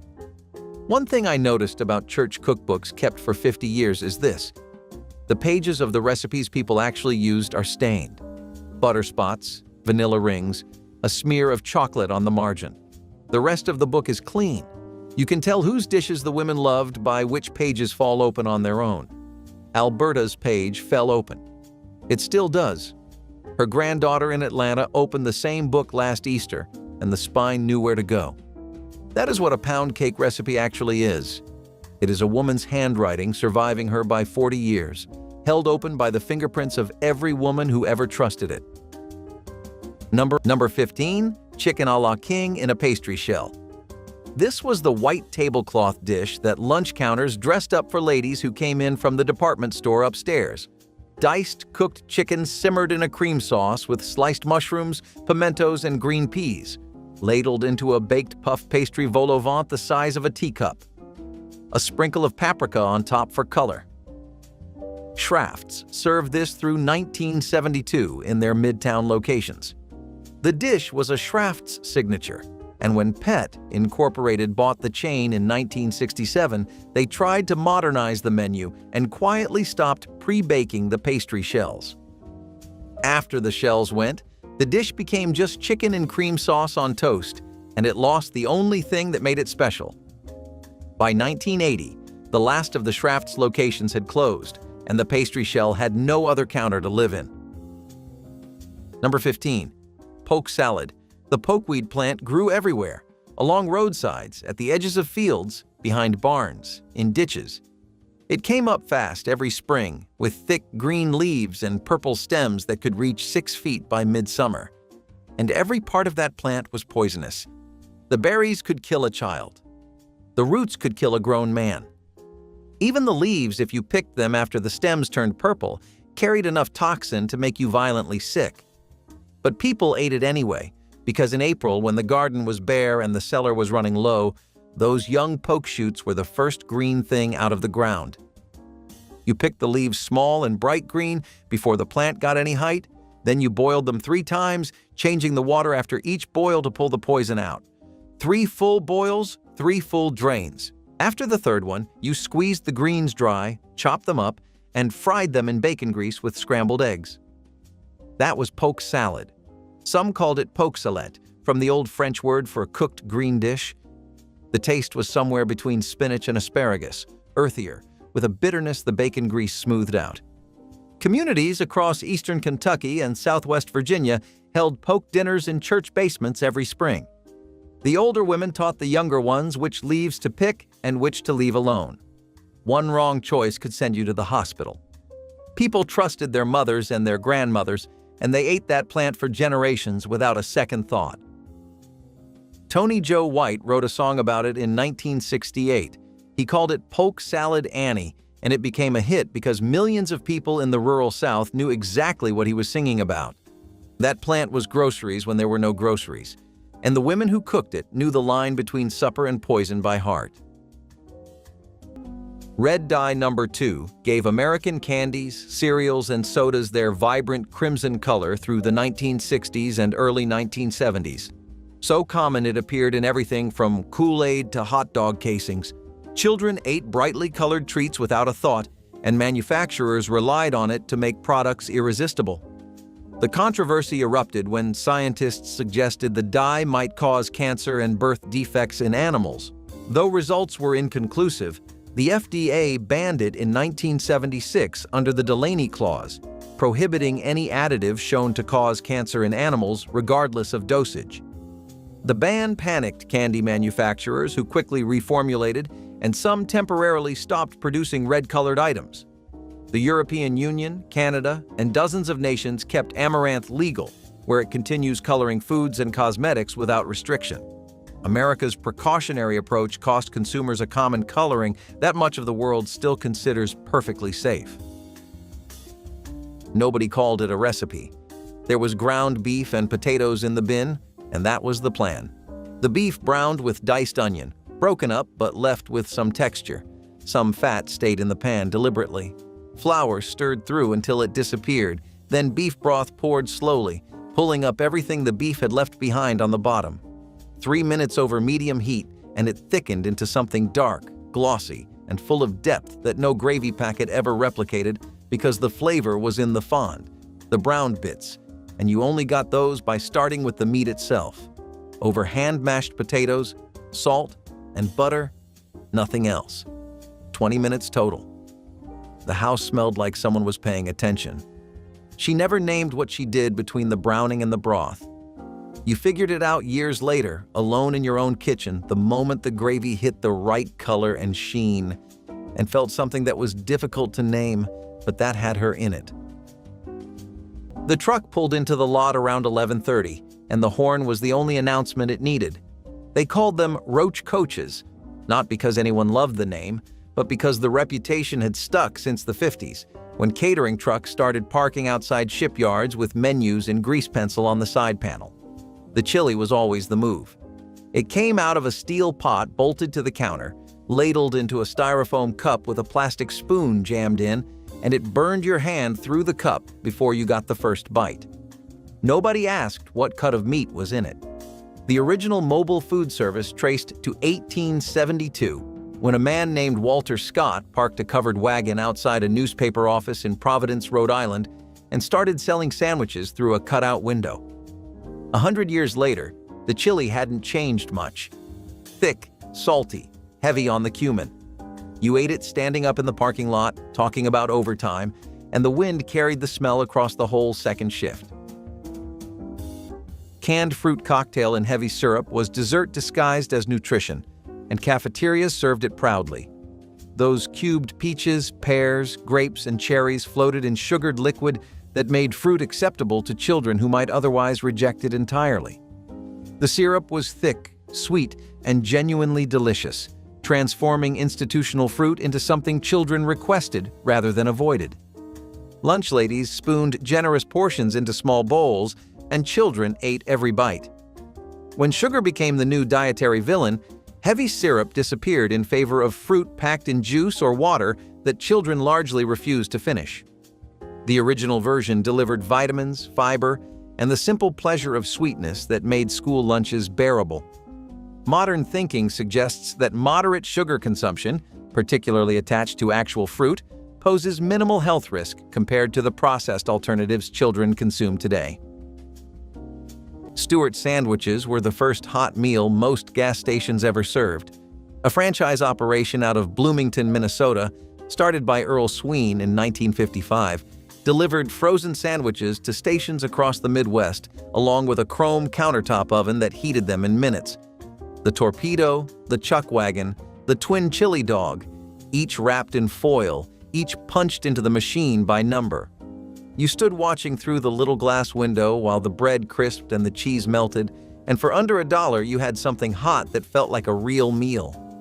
The sandwiches were simple: ground beef with brown gravy, processed cheese on a soft roll, but they were warm, and they tasted like the road itself. By the time Amana Radarange microwaves replaced those chrome ovens in the late 1970s, the original Stewart setup had already vanished from most counters. Nobody ever figured out how to make that torpedo taste the same in a microwave. Number 24. Pimento cheese sandwich. In the South, this was the lunch counter sandwich that needed no explanation. A bowl of sharp cheddar grated fine and mixed with roasted red pimentos, a spoonful of mayonnaise, and a crack of black pepper, spread thick between 2 slices of white bread. Every drugstore counter and five and dime from Richmond to Birmingham kept a batch behind the glass, and the woman working the line could make one in under a minute. The cheese was always room temperature, soft enough to spread but firm enough to hold the bread together. Some cooks added a dash of Worcestershire. Others folded in a few drops of hot sauce or a pinch of garlic powder. It was a sandwich that tasted like summer even in January, and it cost less than a cup of coffee. When the old lunch counters closed through the 1970s and 1980s, pimento cheese retreated to church suppers and family reunions. A few southern restaurants still serve it, but the version you get now sits on artisan bread with a pickle spear and costs more than the entire lunch used to. The original was plain, cold, and perfect, and the counter where you ate it smelled like floor wax and coffee. Before I go any further, this one is for the folks who want more old recipes like these collected in one place. I put together the Vintage Recipe Guide, a full cookbook with hundreds of recipes from the same era as the sandwiches on this list. You can find it on my website, vintagelifestyleusa.com. I will not bring it up again. If you want it, it is there. Now, back to the list. Number 22. Ground beef and cabbage skillet. You shredded half a head of cabbage, browned a pound of ground beef in a big skillet, and tossed the cabbage right in with diced onion, a can of diced tomatoes, and a splash of vinegar. Covered, low heat, 20 minutes. The cabbage wilted down into the meat and the tomatoes made their own sauce. A full skillet fed 4 people for the cost of a head of cabbage and whatever beef was on sale. Polish families called it something different. German families called it something else. And everybody swore their mother's version was the original. The vinegar was the secret. It cut the heaviness of the beef fat and kept the cabbage from tasting flat. Number 18. Magic Cookie Bars, also called Hello Dolly Bars or 7-layer bars, depending on which neighbor wrote the recipe card and whose mother taught her. A stick of margarine melted in the bottom of a 9x13 pan, a cup and a half of crushed graham crackers pressed on top with the back of a spoon, a cup of chocolate chips, a cup of butterscotch chips, a cup of shredded coconut, a cup of chopped pecans, A can of Eagle brand sweetened condensed milk poured over the top in a slow yellow spiral.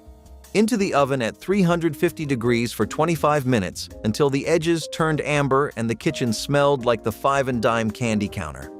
That was it. Linda made a pan of these every Thursday night for her husband's union brothers, who came over to play poker in the finished basement until midnight. The whole pan cost $1.42 and fed 9 grown men for an entire evening. Magic cookie bars were the most forgiving dessert a working-class homemaker ever put in an oven. You could not burn them, and you could not mess them up.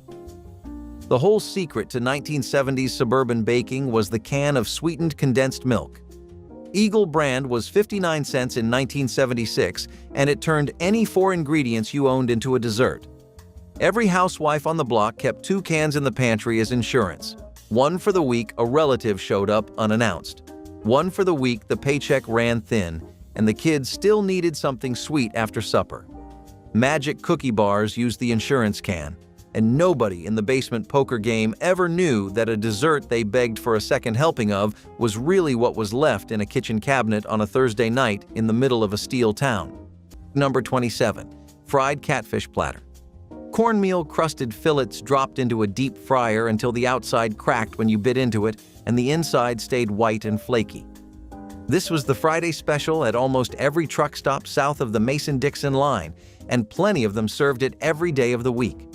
The platter came with hush puppies, coleslaw, and a wedge of lemon that most drivers ignored. Tartar sauce in a little paper cup. The catfish came from ponds in Mississippi, Alabama, and Arkansas, and the cook who battered them had a cornmeal mix that never got written down. Just cornmeal, salt, pepper, and a pinch of cayenne. Number 18. Creamed tuna on toast. You made a white sauce in a saucepan from butter, flour, and milk, stirred in a drained can of tuna and a handful of frozen peas, and spooned the whole thing over toast. Some families called it tuna on toast. Some just called it Tuesday. The frozen peas gave it color and something green so nobody had to pretend the meal was balanced. You could have this on the table in 12 minutes on a summer evening using nothing but pantry staples. The dish disappeared so completely that most people under 50 have never heard of it. And that is a real loss, because it was honest food that filled you up and never once tried to be something it was not. Number 19. The Reggie Bar. In 1978, Reggie Jackson told a reporter that if he played in New York, they would name a candy bar after him. He got traded to the Yankees. They named a candy bar after him. Standard Brands produced it, a round disc of chocolate, peanuts, and caramel wrapped in orange foil with Jackson's face on the front. On opening day at Yankee Stadium that season, the team handed free Reggie bars to every fan in the stands. When Jackson hit a home run, thousands of those bars came raining down onto the field from the upper deck. The candy was ordinary. Nothing remarkable about the flavor. But the story behind it turned every bite into something bigger than a snack. The bar lasted only a few years before production stopped. Snacks in the 1970s did something that modern snacks have mostly stopped doing. They marked time. You did not eat a space food stick on a random Tuesday. You ate it the week after a launch because the wrapper reminded you of something you had seen on the evening news. You did not tear open a bag of pizza spins unless you were on the floor of somebody's den watching cartoons on a Saturday morning. The snack was tied to a moment, and the moment was tied to who you were at that age. Today, everything is available everywhere, always, in every size and every flavor. Nothing is scarce, nothing is seasonal, nothing is regional, and because of that, nothing sticks the way a Reggie bar stuck to the kid who found one rolling under the bleachers in the Bronx. 15. Whip and Chill. Jell-O sold this instant mousse mix that you made with milk and a hand mixer. Chocolate, vanilla, strawberry, and a few rotating flavors. The result was lighter than pudding and denser than whipped cream, and it set in the refrigerator in about half an hour. After school, it became a solo project. You mixed it, poured it into whatever bowl was clean, and ate it before it fully set because waiting was not something you were built for in the 4th grade. That half-set version had a texture nothing else replicated. Not quite solid, not quite liquid, somewhere in between. Jell-O stopped making it and no pudding cup or yogurt on the market has matched that specific in-between consistency. Number 14. Chicken and rice casserole. A pastor's wife in Tulsa, Oklahoma named Frances Kittredge made this for every new family that joined her husband's Church of Christ from 1972 onward. A pound of cooked chicken pulled from a Sunday bird, a cup of minute rice, a can of cream of chicken soup, a can of cream of mushroom soup, a cup of water, a sleeve of Ritz crackers crushed with melted butter on top. Baked 40 minutes. It cost her about $1.85 in 1976 to feed a family of 5. Frances drove it to their house before they had finished unpacking. She knocked, handed it over in a Corningware dish with masking tape on the bottom that said, "Return to Frances," and left without staying to chat. 40 years later, 3 of those families could still tell you exactly what that casserole tasted like, but none of them could remember her husband's first sermon. Number 14. Creamed chipped beef on toast. Veterans called this dish a name we cannot put on this list, but the menu name was creamed chipped beef on toast. Dried, thin-sliced beef rinsed under cold water to pull the salt out, then folded into a thick white sauce made from butter and flour and milk. Ladled over 2 slices of toasted white bread on a flat oval plate, sometimes with a sprinkle of black pepper and a small dish of stewed prunes on the side. Horn and Hardart kept this in the automat coin slots through the early 70s. 40 cents a portion. The dish disappeared when the dried beef itself disappeared from the grocery shelf. Armour stopped making the small glass jars in commercial volume by 1981. Once the jar was gone, the home cooks could not make it either, and the lunch counters had no incoming generation of customers who had grown up eating it at the kitchen table. Number 19. Catfish stew. The catfish came out of the creek, not the store. You caught them on trot lines or sat on the bank with a cane pole and a chicken liver until something pulled. Once you had a few good ones, you skinned them, filleted them, and cut the meat into chunks. The stew started with bacon grease in a Dutch oven. You fried onions and potatoes until they were soft, added water, dropped in the catfish, and let the whole thing simmer until the fish was flaky and the broth turned thick. Some people added a can of tomatoes. Others kept it plain. You ate it with cornbread and nothing else. That stew was thick enough to hold a spoon straight up, and the catfish gave it a sweetness you could not get from any other meat. Absinthe was the drink of American bohemians and European immigrants, a potent anise-flavored spirit that turned cloudy when diluted with water through elaborate rituals involving sugar cubes and slotted spoons. Distilled from wormwood, anise, and fennel, it carried a mystique no other spirit could match. The controversy centered on thujone, a compound blamed for hallucinations and violent behavior. Claims modern science has largely debunked. America banned absinthe in 1912, and the prohibition survived nearly a century, outlasting alcohol prohibition itself. When finally re-legalized in 2007, the FDA imposed strict limits requiring less than 10 parts per million of thujone. A standard traditional European versions often exceed. France, Switzerland, and the Czech Republic never abandoned their traditions, producing full-strength versions Americans cannot legally purchase. The absinthe in American liquor stores today is a tamed version, legal but stripped of the compound that defined its legendary reputation. Swedish meatballs made the American dinner table through Scandinavian immigration and stayed through the post-war love of all things Nordic. A mixture of ground pork and beef, lightly spiced with allspice and nutmeg, rolled small, browned in butter, then finished in a cream sauce with beef broth, served over egg noodles or with lingonberry jam. The allspice and nutmeg were the whole secret. Strange until you taste it, and then the only detail that matters. Sweden acknowledged in 2018 that the dish traces to a recipe King Charles XII brought back from Turkey in the early 18th century. But by then, the meatball had been American long enough that the origin felt like someone else's argument. She made them for Christmas every year. The house smelled like butter and nutmeg and the holidays for an afternoon, and now nobody in the family knows the ratio she used or thought to write it down before she stopped making them. You either grew up with liverwurst or you didn't, and there was no converting anyone after the age of 12. The men who carried it to the factory floor packed it the same way every time. 2 slices of dark rye, a thick spread straight from the tube, a smear of yellow mustard, and maybe a leaf of iceberg lettuce if the wife was feeling generous. Liverwurst was a German import, a sausage made from ground pork liver and fat, soft enough to spread like paste and rich enough that one sandwich carried a man through a 10-hour shift. Oscar Mayer sold it alongside bologna at every deli counter in the country, and its popularity held from the 40s through the late 70s. The men who ate it never apologized for it. The smell alone cleared a radius at the lunch table, and that was the appeal.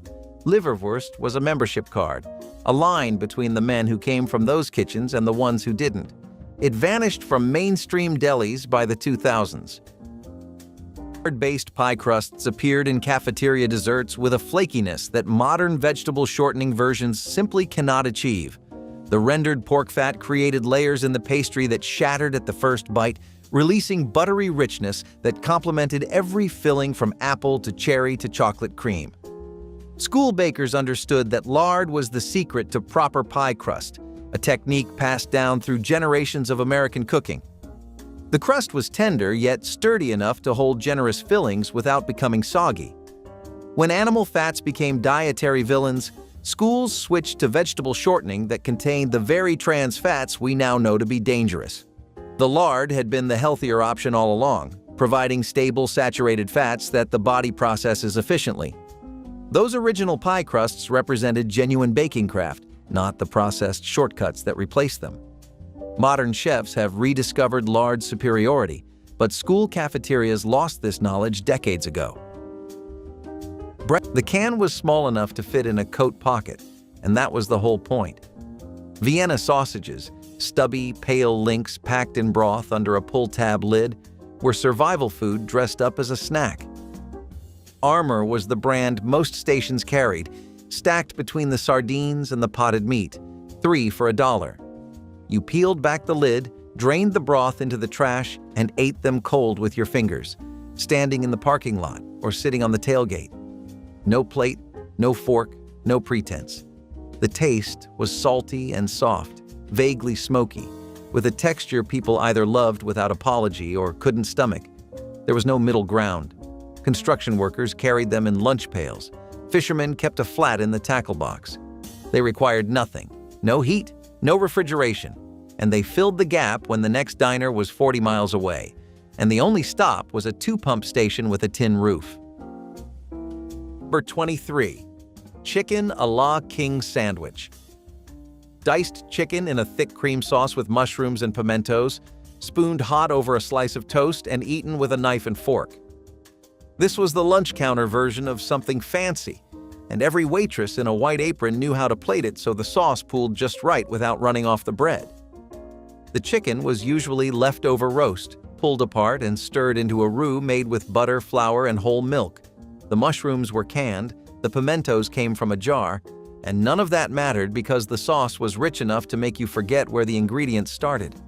Lunch counters served it as an open-faced special with a side of canned peas or a small salad, and the ticket rarely topped $1. By the late 1970s, the dish had moved to frozen dinner trays and hotel banquet halls, and the lunch counter version disappeared with the counters themselves. Number 29. Hamburger corn pone pie. You browned ground beef with diced onion and stirred in a can of tomato sauce, a handful of chili powder, and a can of drained whole kernel corn. That went into a greased baking dish. On top, you spread a thick layer of cornbread batter, the kind made from yellow cornmeal, 1 egg, and a splash of milk. 25 minutes at 400 degrees, and the cornbread rose golden brown over a bubbling layer of spiced beef. It was a complete supper in one pan. The starch and the protein baked together, and the crust soaked up just enough juice to stay tender on the bottom while the top stayed dry and crumbly. Women in the rural South had been making versions of this since their grandmothers cooked over wood. Number 23. No-bake cherry cheesecake. A graham cracker crust pressed into a pie pan with the bottom of a measuring cup. A block of Philadelphia cream cheese softened on the counter for an hour. A can of Eagle brand sweetened condensed milk. a third of a cup of lemon juice from the green plastic lemon bottle shaped like a lemon. Whipped together with the avocado green mixer for 90 seconds. Poured into the crust. Topped with a can of Comstock cherry pie filling that cost 49 cents at the A&P on Levittown Parkway. Into the refrigerator for 3 hours. Linda made this every time her sister drove up from Philadelphia because her sister said it tasted like the cheesecake at the Horn and Hardart Automat. It cost 84 cents a pie. No oven, no failure, no cracked top to hide from your mother-in-law. It was the dessert that made new brides on the block feel like they knew what they were doing, even when they did not. Number 25, turkey dinner plate. Sliced roast turkey with brown gravy, cornbread dressing, cranberry sauce from the can, and green beans that had been cooking all day with salt pork. This was not Thanksgiving. This was a Tuesday in October at a truck stop off the I-40 in Tennessee. The turkey came from a roasting pan that held 2 whole birds, and the cook carved to order until the birds ran out. The dressing was baked in a sheet pan and cut into squares. The cranberry sauce held the shape of the can, ridged and wobbling on the plate. Nobody complained. A turkey dinner plate in the middle of the week felt like a holiday, and drivers who spotted it on the specials board did not think twice. Now, back to the list. Number 28. Barbecued bologna steaks. You asked the deli counter for a thick slice of bologna, about ½ an inch, scored it with a knife so it would not curl, brushed it with bottled barbecue sauce, and threw it on a hot grill or into a skillet. It sizzled and browned and smelled like a cookout, even though it cost almost nothing. You served it on a hamburger bun with mustard and pickles. In small towns from the Ozarks to the Ohio Valley, this was a summer standby. Kids loved it. Dads loved it. Nobody pretended it was health food. It was a 10-minute supper with the screen door open and the radio playing in the next room. Number 28. Kugel. Kraft decided in 1971 that regular peanut butter needed a makeover, so they made it in chocolate, vanilla, banana, and cinnamon flavors and put it in a jar with a face on the lid. 2 googly eyes stared up at you from the counter. The banana flavor was the strangest and somehow the most popular with kids who ate it straight from the jar with a spoon. Parents bought it thinking it would solve the problem of difficult eaters. It worked, but only because the sandwich barely tasted like peanut butter anymore. Kraft pulled Kugel by the mid-1970s.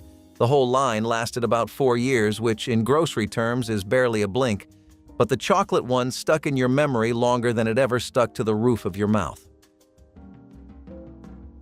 Number 21. Like M-Aid.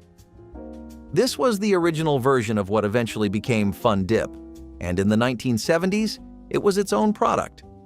The package had pouches of flavored sugar powder and a white candy stick you used to scoop it out. You licked the stick, dipped it into the powder, and repeated until your tongue turned bright red or blue and the pouch was empty. The candy stick tasted like compressed chalk with a faint sweetness, and you ate that too. Every kid had a technique. Some went straight for cherry. Some mixed everything into a purple mess. The name changed, the packaging evolved, and the product survived in a different form, but the original Lick M-Aid pouch from the 1970s is a different thing than what you find on the rack today. Number 20. Broccoli rice casserole. A Baptist deacon's wife in Greenville, South Carolina, named Evelyn Crouch made this every 5th Sunday from 1973 until her hip went out in 1989. Long grain white rice, a package of frozen chopped broccoli, a ½ pound of Velveeta cut into cubes, a can of cream of mushroom soup, a stick of butter and a chopped onion sautéed together, baked 45 minutes at 350. The cheese melted into the rice and the whole thing turned a color that does not exist in nature anymore. Evelyn used a 9 by 13 Pyrex with a chipped corner, and she wrapped it in a folded bath towel for the ride to the church. The recipe cost her about $2.40 in 1974 money. It fed 25 people. The dish still exists on the internet.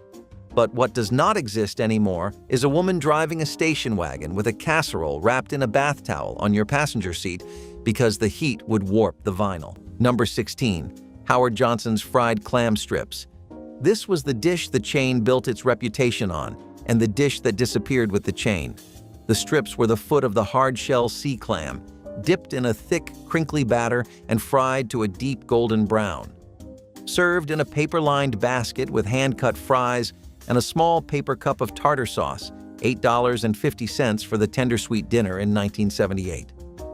Jacques Pepin himself reworked the batter formula in the 60s. Howard Johnson's ran more than 1,000 restaurants at the peak. By the end of the 70s, the chain was bleeding locations. The clam supply tightened, the franchise model broke, and the orange roof started coming down one town at a time. Today, 2 Howard Johnson's locations remain, in Bangor and Lake Placid, and the fried clam strip is functionally extinct everywhere else. By the way, real quick, before we get to the next one, if these dishes are bringing back the kind of meals you grew up eating, the recipe guide linked under this video has the printable cards for the cream gravy, the white sauce for the chipped beef, and the cherry phosphate syrup you used to be able to buy in a brown apothecary bottle. Everything tested in a home kitchen, no special equipment. Link is in the description.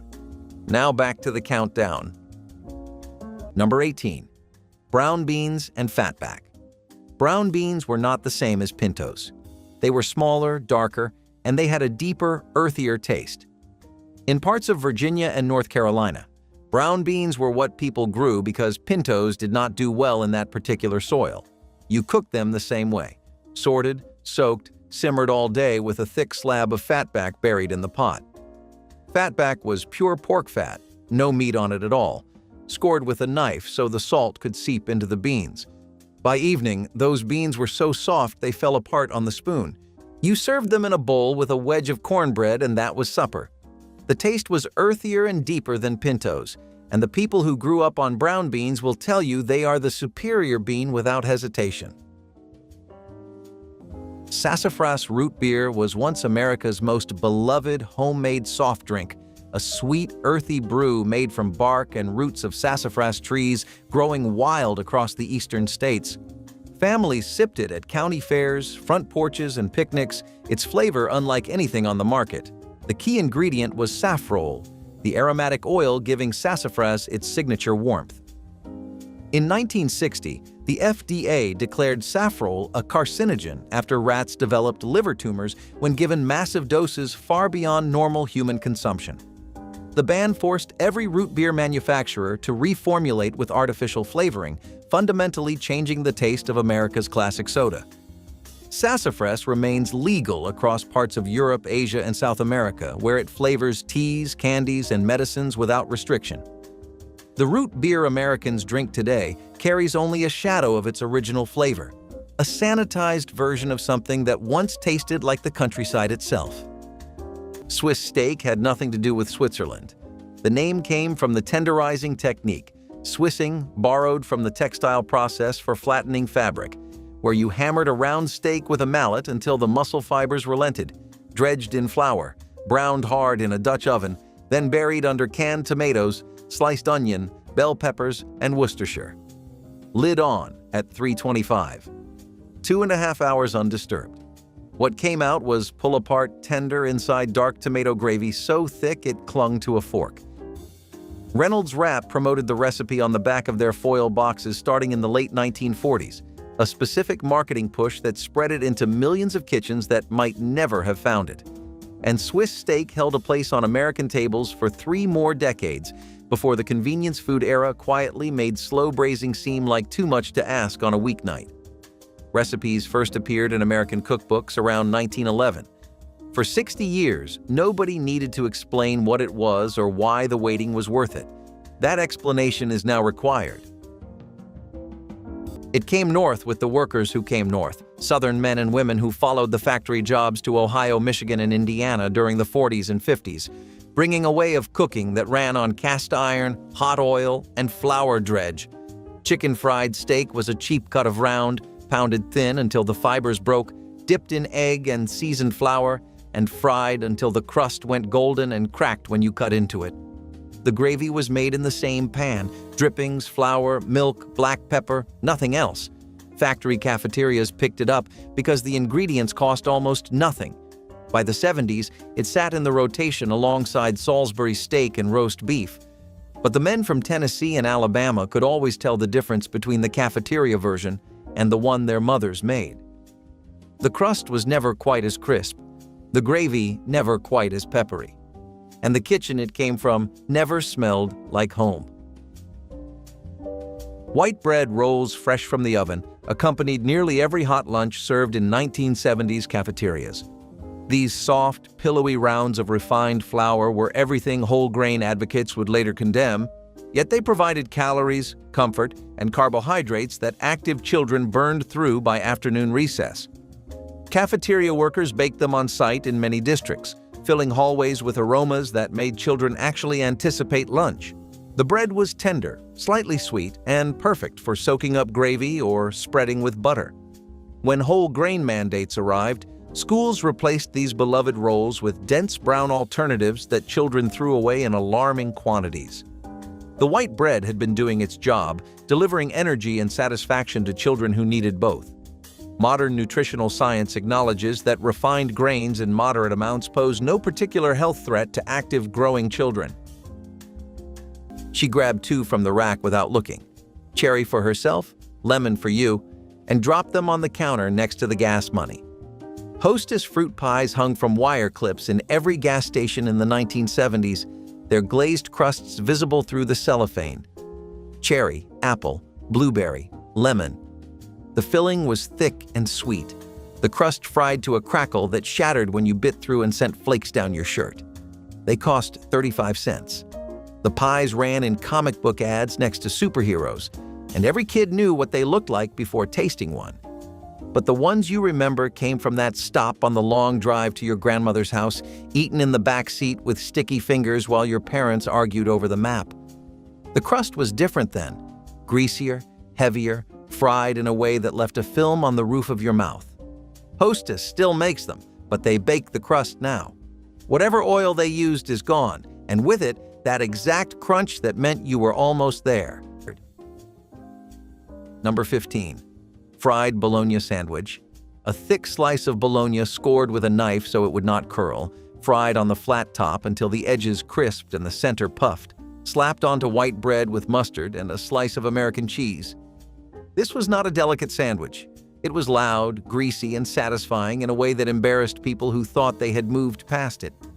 Lunch counters served it because bologna was one of the cheapest meats available, and frying it made it taste like something worth ordering. The sizzle on the grill was part of the sales pitch.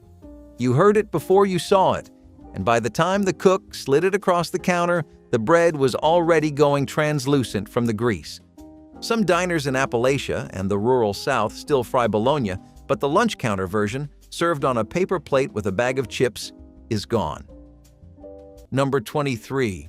Beef and noodle bake. You cooked wide egg noodles until they were barely tender, browned a pound of ground beef with onion, and stirred in a can of cream of celery soup, a cup of sour cream, and salt and pepper. You folded the noodles into the meat mixture, poured it into a buttered dish, and topped it with crushed potato chips. 30 minutes at 350, and the chips turned golden while the noodles underneath stayed creamy. The sour cream kept everything from drying out, and the crunch on top gave every bite 2 textures. You could smell the potato chips browning from the living room, and that was usually when the kids started setting the table without being asked. Number 25. Apple Brown Betty. Linda Kaminsky made this the night her oldest son broke his arm falling out of the maple tree in the backyard. 3 bruised apples from the crisper drawer, half a loaf of stale white bread, a stick of margarine, a cup of brown sugar, cinnamon from the red shilling tin. She tore the bread into pieces with her hands because the loaf was going hard and a knife would have crushed it. She layered bread, apple, sugar, bread, apple, sugar into a Pyrex dish and slid it into the oven while she drove to the pediatrician on Bristol Pike. By the time they came home, the whole house smelled like fall. The whole pan cost her 31 cents. Back then, a boxed cake mix was 59 cents and nobody really needed one. Apple Brown Betty was what you made when the apples had soft spots and you could not afford to throw anything out. What most working-class housewives figured out early was that the ugliest fruit in the bowl always made the best dessert, though only if you knew how to hide it under cinnamon. Number 30. Swiss steak. A tough cut of round steak pounded flat, dredged in seasoned flour and browned hard on both sides. Then it went under canned tomatoes, sliced onions, and green peppers, braising low and slow until the meat fell apart with a fork. Truck stops from Ohio to Oklahoma kept this on the steam table because it cost next to nothing and held heat for hours. The gravy turned thick and dark from the tomato juice mixing into the flour crust. 2 slices over mashed potatoes with a dinner roll on the side, and the whole plate ran under $2. A driver could eat it in 10 minutes and feel like he had eaten something his mother made. Number 27. Porcupine meatballs. The name came from the way uncooked rice poked out of the meatballs after they simmered in tomato sauce. You mixed ground beef with raw rice, an egg, chopped onion, and whatever seasoning was in the cabinet. You rolled them into balls the size of a walnut and dropped them into a pot of Campbell's tomato soup thinned with a can of water. They cooked on low for about 45 minutes while the rice swelled inside the meat and pushed through the surface like tiny quills. Even on a warm evening, the smell pulled everyone into the kitchen.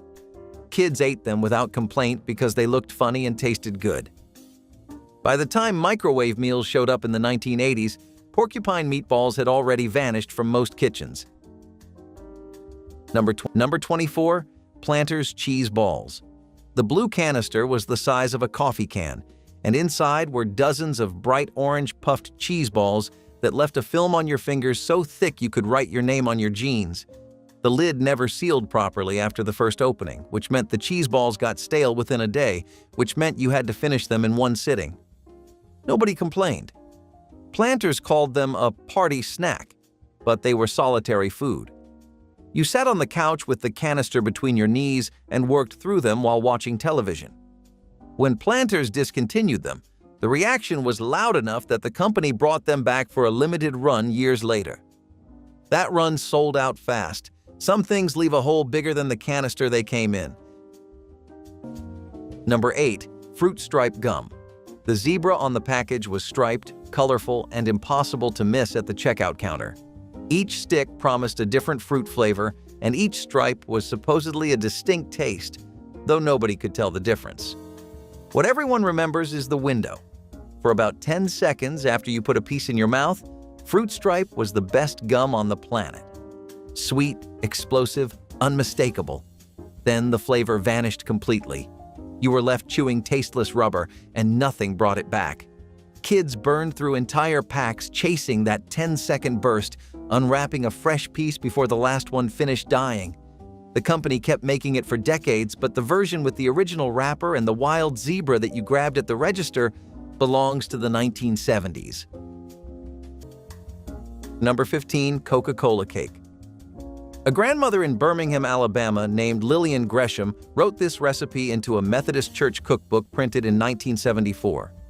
1 cup of Coca-Cola from a glass bottle, not a can, 2 cups of flour, 2 cups of sugar, a stick and a half of butter, 3 tablespoons of cocoa, a cup of miniature marshmallows stirred into the batter, baked in a 13-by-9 pan, a hot fudge icing poured over the cake while it was still warm, made with another half cup of Coke, more butter, more cocoa, and a box of powdered sugar. The marshmallows floated to the top during baking and made a soft, spotted surface like a tide pool. Lillian's recipe appeared on page 47. Her name was printed under it in small capital letters. For a woman whose husband got his name in the newspaper twice, once when he was promoted at the mill and once when he died, that page was the only place she ever saw her name in print. The cookbook sold for $3. It paid for a new church roof. Number 18. The Walgreens banana split. 3 scoops of ice cream lined up in a long boat-shaped glass dish, vanilla in the middle, chocolate on one end, strawberry on the other. A whole banana split lengthwise tucked against the scoops on both sides.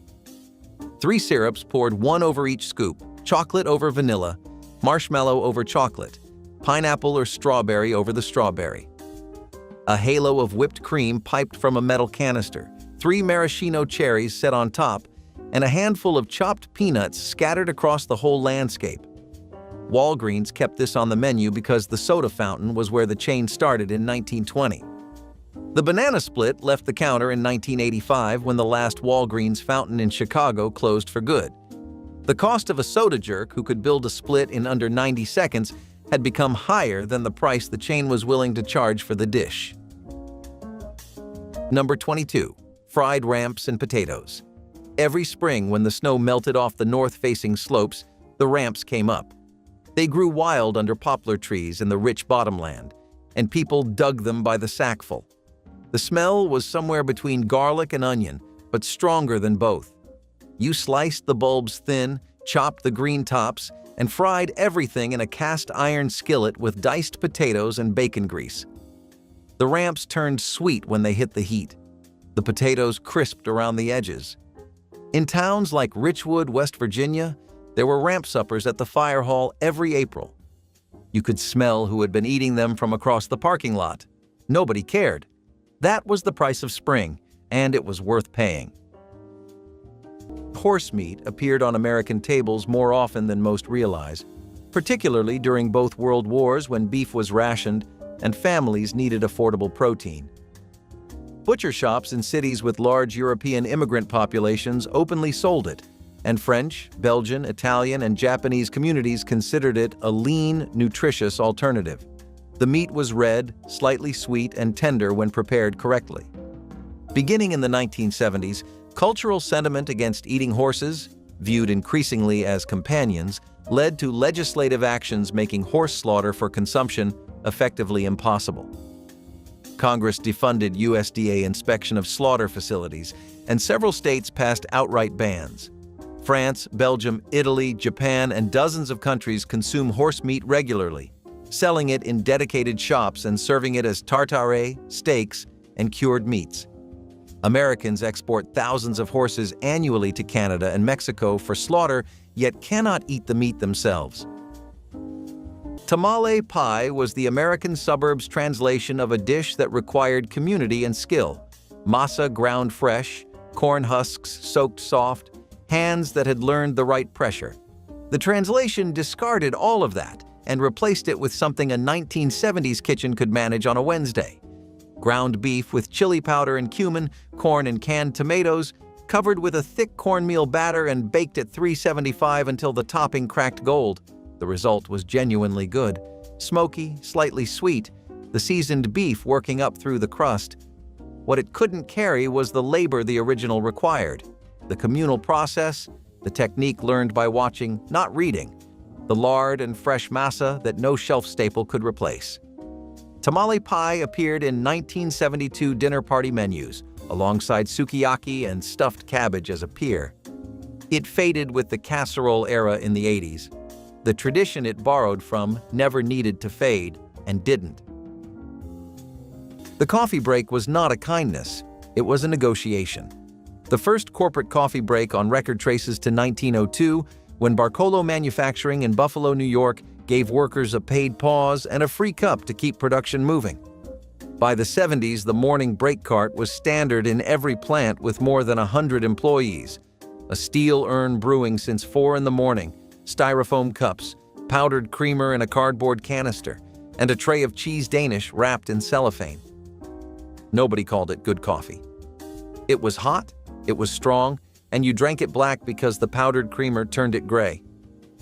That 15-minute stop, twice a shift, was where gossip moved, friendships formed, and grudges settled between men who otherwise only saw each other through safety goggles. When the company cut it to 10 minutes in '78, the union filed a grievance before the next pot was empty. Whole milk in those little glass bottles was the standard beverage in every American school cafeteria before the fat-free revolution changed everything. Each child received an 8-ounce serving of full-fat milk that delivered calcium, protein, and fat-soluble vitamins in their natural proportions. The milk arrived cold from local dairies, often within days of being collected from regional farms. Lunch ladies set bottles on trays without question because nobody had yet decided that saturated fat was the enemy.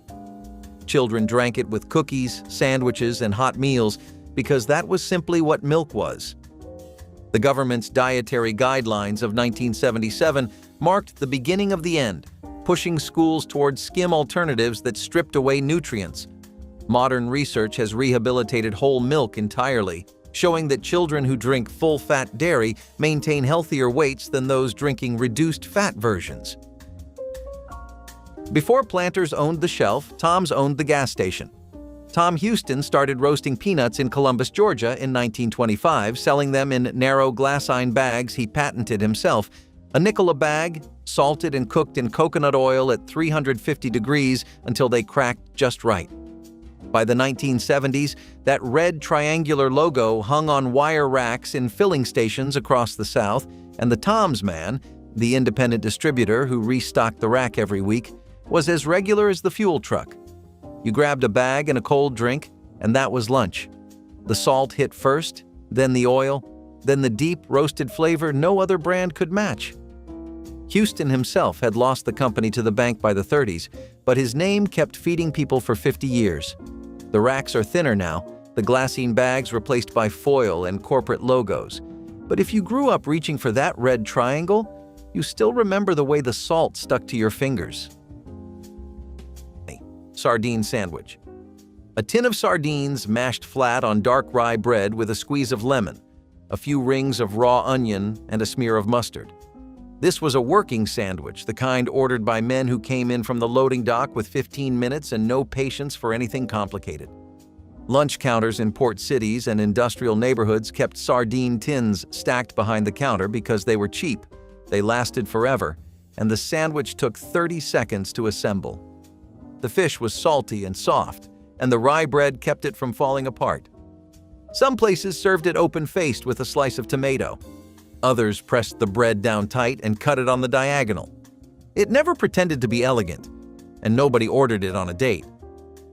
The sardine sandwich started disappearing from American lunch counter menus in the 1960s, pushed aside by tuna salad, which was milder and did not divide the room with its smell. The tin is still on the grocery shelf, but the sandwich itself belongs to a counter and a crowd that no longer exist. Number 28. Spanish rice with ground beef. You browned a pound of ground beef with chopped onion and green pepper, drained the grease, then added a can of tomato sauce, a cup of uncooked rice, 2 cups of water, and a heavy shake of cumin and garlic powder. You covered the skillet and let it simmer for 20 minutes until the rice absorbed everything. The finished dish was brick red and fragrant, sticky enough to eat with a fork, and filling enough that nobody asked for seconds because there were none. Every family in the Southwest had their own version, and they all tasted like Wednesday night. The green pepper was the tell. If you could smell green pepper cooking from the sidewalk, you knew somebody in that house was making Spanish rice. Number 20. No-bake peanut butter haystacks. A jar of Skippy creamy peanut butter, a bag of butterscotch chips from Nestle, a bag of chow mein noodles from the Chinese section at the Acme grocery store. Melt the chips in a double boiler on the stove over low heat. Stir in the peanut butter until smooth. Fold the chow mein noodles in by the cup until every strand was coated. Drop spoonfuls onto wax paper on the kitchen table. Let them harden on the counter for an hour. That was the entire recipe. Linda made 46 for her son's 3rd grade Halloween party at Walt Disney Elementary on Magnolia Drive. Total cost, $1.10. The crunch made them unforgettable. The kids in room 12 thought they tasted like Butterfingers crossed with something their grandmothers would bring to a Tupperware party. Working mothers loved haystacks because they required no oven and no skill, only a pot and a spoon. The children never knew that. Number 24. Fried chicken dinner. A 2-piece or 3-piece plate with a thigh, a leg, and sometimes a wing, all battered and fried until the skin turned golden brown and crackled when you bit through it. The chicken sat in a warming tray and the pieces closest to the heat lamp got extra crispy on one side. Mashed potatoes with gravy and a scoop of coleslaw came standard. The breading was thick because thick batter stayed crispy longer under the lamp, and the seasoning was salt, black pepper, garlic powder, and a paprika. The fried chicken dinner was usually the most expensive plate on the menu, around $2.25 in 1973. Drivers ordered it on payday. Number 13. Macaroni and tomato supper. You boiled elbow macaroni, drained it, and stirred in a can of stewed tomatoes with a pat of butter and a little sugar. That was the whole thing. Some families crushed the tomatoes with a fork right in the pot. The sugar cut the acid and made it sweet enough that kids ate it without argument. In small towns from Tennessee to the Ozarks, macaroni and tomatoes was a twice-a-week supper that nobody considered unusual, especially in the summer when the garden tomatoes were coming in faster than you could use them. It was filling, it was warm, and it used two pantry staples that never ran out. The dish has no comeback story and no food blogger championing it. It is simply gone. Number 23. Fiddle Faddle. If you thought Cracker Jack owned the caramel popcorn market, Fiddle Faddle had something to say about that. It came in a flat box, coated heavier, with peanuts that showed up in real numbers. Lincoln Snacks made it, the same company behind Screaming Yellow Zonkers, and they knew the secret to caramel corn was the caramel, not the corn. Each piece had a glaze thick enough to catch light. Movie theaters never carried it, which kept it a grocery store snack, the kind you ate at the kitchen table on a Saturday afternoon with nothing planned. The brand survives in some form today, but the formula has shifted enough that anyone who tasted the original would notice the difference. Chuckles. 5 jelly candy pieces in a row, each a different color, each coated in granulated sugar: lemon, orange, cherry, licorice, and lime. Everyone had a system. Some kids ate their least favorite first and saved the best for last. Others traded the licorice piece at school because the one kid who actually wanted it would give you something better in return. The texture was dense and gummy, and the sugar coating crunched when you bit through. A pack cost a dime at the corner store and lasted the entire walk home. Chuckles had been around for decades before the 1970s and continued in some form after, but the era when every drugstore had a full rack of them on the counter is finished. Number 19. Hawaiian meatballs. This was the dish a newlywed named Patricia Keene brought to her First Presbyterian Church potluck in Shaker Heights, Ohio in 1973. 2 pounds of ground beef rolled into walnut-sized balls, a jar of Welch's grape jelly, a bottle of Heinz chili sauce. The whole thing melted together in a Corningware chafing dish over a sterno flame, and by the time the crock bubbled, the meatballs were glazed in a sauce that was somehow both sweet and savory and impossible to describe. Patricia was 22. She had been married 8 months. The meatballs were her audition. Every church potluck for a young wife in the 1970s was an audition, whether anyone said it out loud or not. The older women tasted. They nodded. One wrote down the recipe in the margin of her bulletin. That was how Patricia knew she had passed. That was your whole test. Number 20. The tuna melt on rye. 2 slices of dark rye laid open on the flat grill. Tuna salad spooned onto one half, a slice of American cheese laid on top, a slice of tomato sometimes, and the whole thing pressed flat under a heavy steel bacon weight while the bottom turned mahogany brown. The cheese ran down the sides and stuck to the grill in little crisp, lacy bits that the cook scraped up with a spatula and tucked back onto the plate. Drugstore counters loved this sandwich because it used up tuna salad that had been sitting in the case since breakfast. The tuna melt left lunch counters when the flat grill left lunch counters. A panini press cannot make the cheese skirts. A microwave makes the bread go limp. The melt only works on a seasoned griddle with a weight, and nobody has the space for that anymore. Number 25. Killed lettuce. You pulled the leaf lettuce straight from the garden, washed it, and piled it into a big bowl. Then you fried up some bacon, and when the grease was popping hot, you poured it right over the leaves. They wilted down to almost nothing. A splash of vinegar went in next, maybe a pinch of sugar to cut the sharpness. Some families crumbled a hard-boiled egg on top. Others added sliced green onions from the yard. That was the whole supper on a hot night in June. I have talked to people who moved away from the mountains 50 years ago, and killed lettuce is still the thing they miss most. The store-bought kind in a plastic bag does not come close to what came out of that garden. Cyclamate-sweetened sodas dominated the American diet drink market through the 1960s, offering calorie-free sweetness rivaling sugar in satisfaction. This artificial sweetener appeared in diet colas, canned fruit, and children's vitamins, controlling roughly 30% of the sweetener market by 1968. Families trusted it as a modern miracle. All the sweetness without the calories. In 1969, a study linked cyclamate to bladder cancer in rats, and the FDA banned it entirely. The decision forced manufacturers to scramble for alternatives. What makes this ban remarkable is that over 50 countries, including Canada, the European Union, and most of Asia, never followed suit. They reviewed the same science and concluded cyclamate was safe at normal consumption levels. Today, it remains one of the most widely used artificial sweeteners on the planet, found in diet drinks across the globe, while Americans have never tasted it again. Chicken cacciatore, hunter style from the Italian, was built for tough birds, and by the 1970s it had settled so firmly into American home cooking that Better Homes and Gardens ran it beside pot roast as standard weeknight fare. Bone-in thighs and drumsticks into olive oil until the skin crisped, then onions, peppers, mushrooms, and garlic building in the same pan, then crushed tomatoes, a splash of white wine. The chicken nested back in skin side up, covered and simmered 45 minutes. The secret nobody recorded. Low heat and time could make cheap bone-in pieces taste like something worth effort. The bone was the whole point.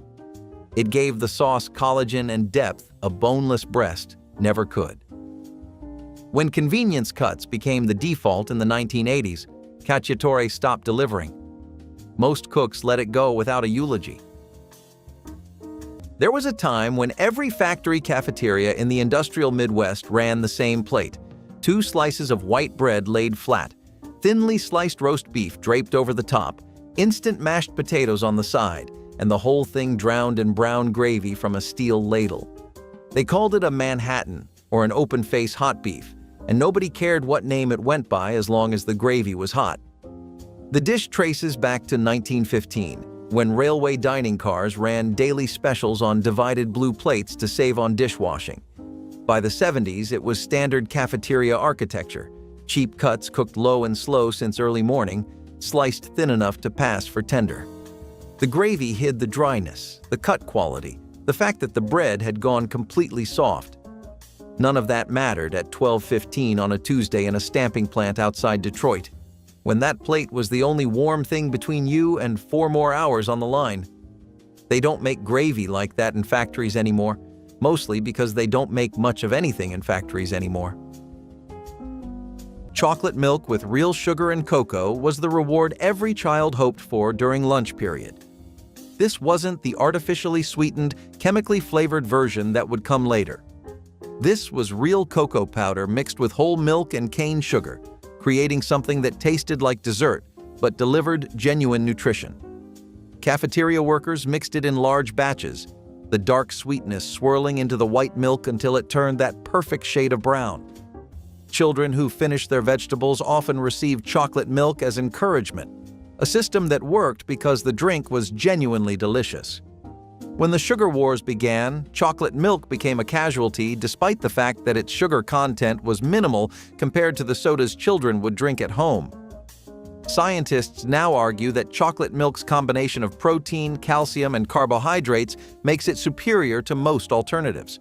The sugar helped children actually consume the milk, which was the entire point. If the pickled eggs were a quiet dare, the pickled sausages were a full commitment. They sat in gallon jars behind the counter, fat, pink links floating in spiced vinegar, sometimes dyed red from cayenne. Penrose was the brand you saw most often, but in Louisiana, regional operations like Big Mama ran the counter with family recipes that never left the parish. You pulled one out with tongs, let it drip, and bit through the casing right there at the register. The vinegar hit first, sharp and clean, then the smoke, then a slow heat that built in the back of your jaw. Old-timers paired them with saltines. The men who ate them regularly, mechanics, farmers, long-haul drivers, never flinched. They'd eat too, wipe their hands on their jeans, and get back to work. That jar is a rare sight now, mostly surviving in small-town stations across the Deep South, where the counter still smells like brine and black pepper. Number 22. Date nut bread with cream cheese. Every lunch counter had a loaf of dark, dense date nut bread sitting under a glass dome near the register. The cook sliced it thin, spread both sides with cream cheese, and served it on a small plate with no garnish. It was sweet, earthy, and filling. The bread itself was studded with chopped walnuts and sticky pieces of date, and it held together like a brick. Some counters bought the canned version from Dromedary, which came in a tall, cylindrical tin you opened from both ends and pushed the loaf out like a log. Nobody under 60 remembers this sandwich today. The canned bread disappeared from most grocery shelves by the 1980s, and the lunch counter version vanished even earlier. Number 26. Pizza burgers. You browned ground beef and stirred in a small can of tomato paste, a teaspoon of oregano, garlic powder, and a pinch of sugar. You spooned the mixture onto split hamburger buns, laid a slice of mozzarella on each one, and ran them under the broiler until the cheese bubbled and browned at the edges. Kids went wild for these because they tasted like pizza, but looked like something from a diner. A pound of beef made 8 open-face halves, which meant a family of 4 ate for the price of a single frozen pizza and had leftovers. The sugar in the tomato paste was the trick. It cut the acid and made the sauce taste rounder, almost sweet, exactly the way delivery pizza tasted. Number 15. Frog Eye Salad. A church basement classic that owed its name to the tiny azzini di pepe pasta pearls that dotted the bowl like 100 little eyes staring up at you. Linda learned it from Mrs. Bongiorno, the Italian lady on the corner who hosted the Catholic Daughters meeting every second Tuesday in her finished rec room. Cook 1 cup of azzini di pepe in salted water until just tender. Drain cold. Fold in a cooked custard of sugar, flour, pineapple juice, and beaten eggs. Stir in a can of pineapple tidbits, a can of mandarin oranges, a tub of Cool Whip, and a cup of mini marshmallows. Chill overnight, covered with saran wrap. A full bowl that fed 20 people at a parish supper cost about $1.80. At potlucks, the frog eye bowl was always empty before the hot dish casseroles got touched. Kids loved it because it was sweet and cold. Husbands loved it because it reminded them of something. Wives loved it because nobody could tell half the ingredients came out of cans. That disguise was the whole art of 1970s suburban baking. Number 22. Cube steak with onion gravy. A thin piece of round steak run through a mechanical tenderizer until the surface was covered in tiny crosshatch cuts, then dredged in flour and pan-fried. The onion gravy came from cooking down a sliced yellow onion in the same skillet until it went soft and brown, then building the gravy with drippings and a little water. The cube steak was the truck stop version of a cheap steak dinner. It gave you the chew and the flavor of beef without the price of a real cut. Cooks bought it in bulk for next to nothing and turned out a plate in under 8 minutes. Number 25. 7-layer salad supper. You layered iceberg lettuce, frozen peas, chopped celery, sliced hard-boiled eggs, crumbled bacon, shredded cheddar, and a thick blanket of mayonnaise in a clear glass bowl. You covered it with plastic wrap and let it sit in the refrigerator overnight. By morning, the mayonnaise had soaked down through every layer and turned the whole thing into something you could nearly cut with a spoon. Plenty of families served this as the entire meal on a hot Wednesday night, with nothing but a few slices of bread on the side. The glass bowl was half the appeal because you could see every single layer from the outside. It made the whole table look like a party. Number 21. Chocolate. Nestle made this bar, and the whole concept was air. The chocolate was aerated, full of tiny bubbles that made each piece lighter than it looked. You could snap a section off and it broke cleanly, like a piece of balsa wood dipped in cocoa. The texture sat somewhere between a standard chocolate bar and a wafer. People who tried it either loved the lightness or felt cheated by the missing density. Nestle positioned it as the choice for people who wanted chocolate without the heaviness. That turned out to be a harder sell than it sounds because most chocolate lovers wanted exactly the heaviness Chocolate was trying to remove. The bar disappeared in the early 1980s without explanation, and nobody stepped in to fill the gap it left on the candy rack. 9. The Triple-Decker Bar. Nestle built this candy bar in 3 visible layers: chocolate on top, peanut butter in the middle, a crispy wafer on the bottom. The cross-section was the selling point. 3 clean stripes, each one a different texture. It looked impressive when you bit into it, and for a few years in the 1970s, that was enough. The problem was structural. The layers separated when the bar got warm, and inside a book bag on a spring afternoon, it became a peanut butter mess inside the wrapper. Nestle pulled it, and the 3-layer concept drifted through the candy industry for years without anyone solving the engineering. The design was the advertisement, and the flaw was hiding inside the design. Number 25, tuna noodle casserole. This was the dish a widow in Dayton, Ohio brought to First Methodist every single Wednesday night supper from 1971 until 1979. Her name was Louise Kemp. She made it with egg noodles, 2 cans of chicken of the sea tuna at 39 cents each, a can of Campbell's cream of mushroom soup at 21 cents, a half cup of milk, and a sleeve of crushed potato chips sprinkled on top. The whole dish cost her $1.12. It fed 12 people. Louise had outlived her husband by 19 years and her only son by 4. The casserole was her way of walking into a room where people still expected her to bring something. And the pan came out of the oven bubbling, the chips gone gold and crisp. Somewhere between your parking lot and your fellowship hall, that dish had already done its quiet work.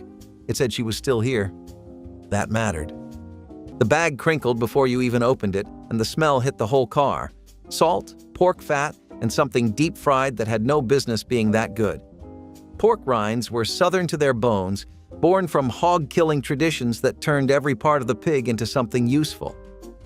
The skin was scraped, dried, and fried until it puffed into crisp, airy curls that dissolved on your tongue and left grease on your fingertips.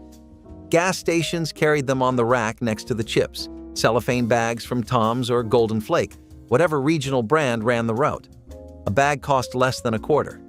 Mexican-American families along the border knew them as chicharrones and fried them fresh with lime and chili powder, a completely different experience from the bagged version. But the gas station bag was its own kind of perfect. You ate them by the handful between towns, licked the salt off your fingers, and crumpled the empty bag under the seat. Number 25, the hot turkey sandwich.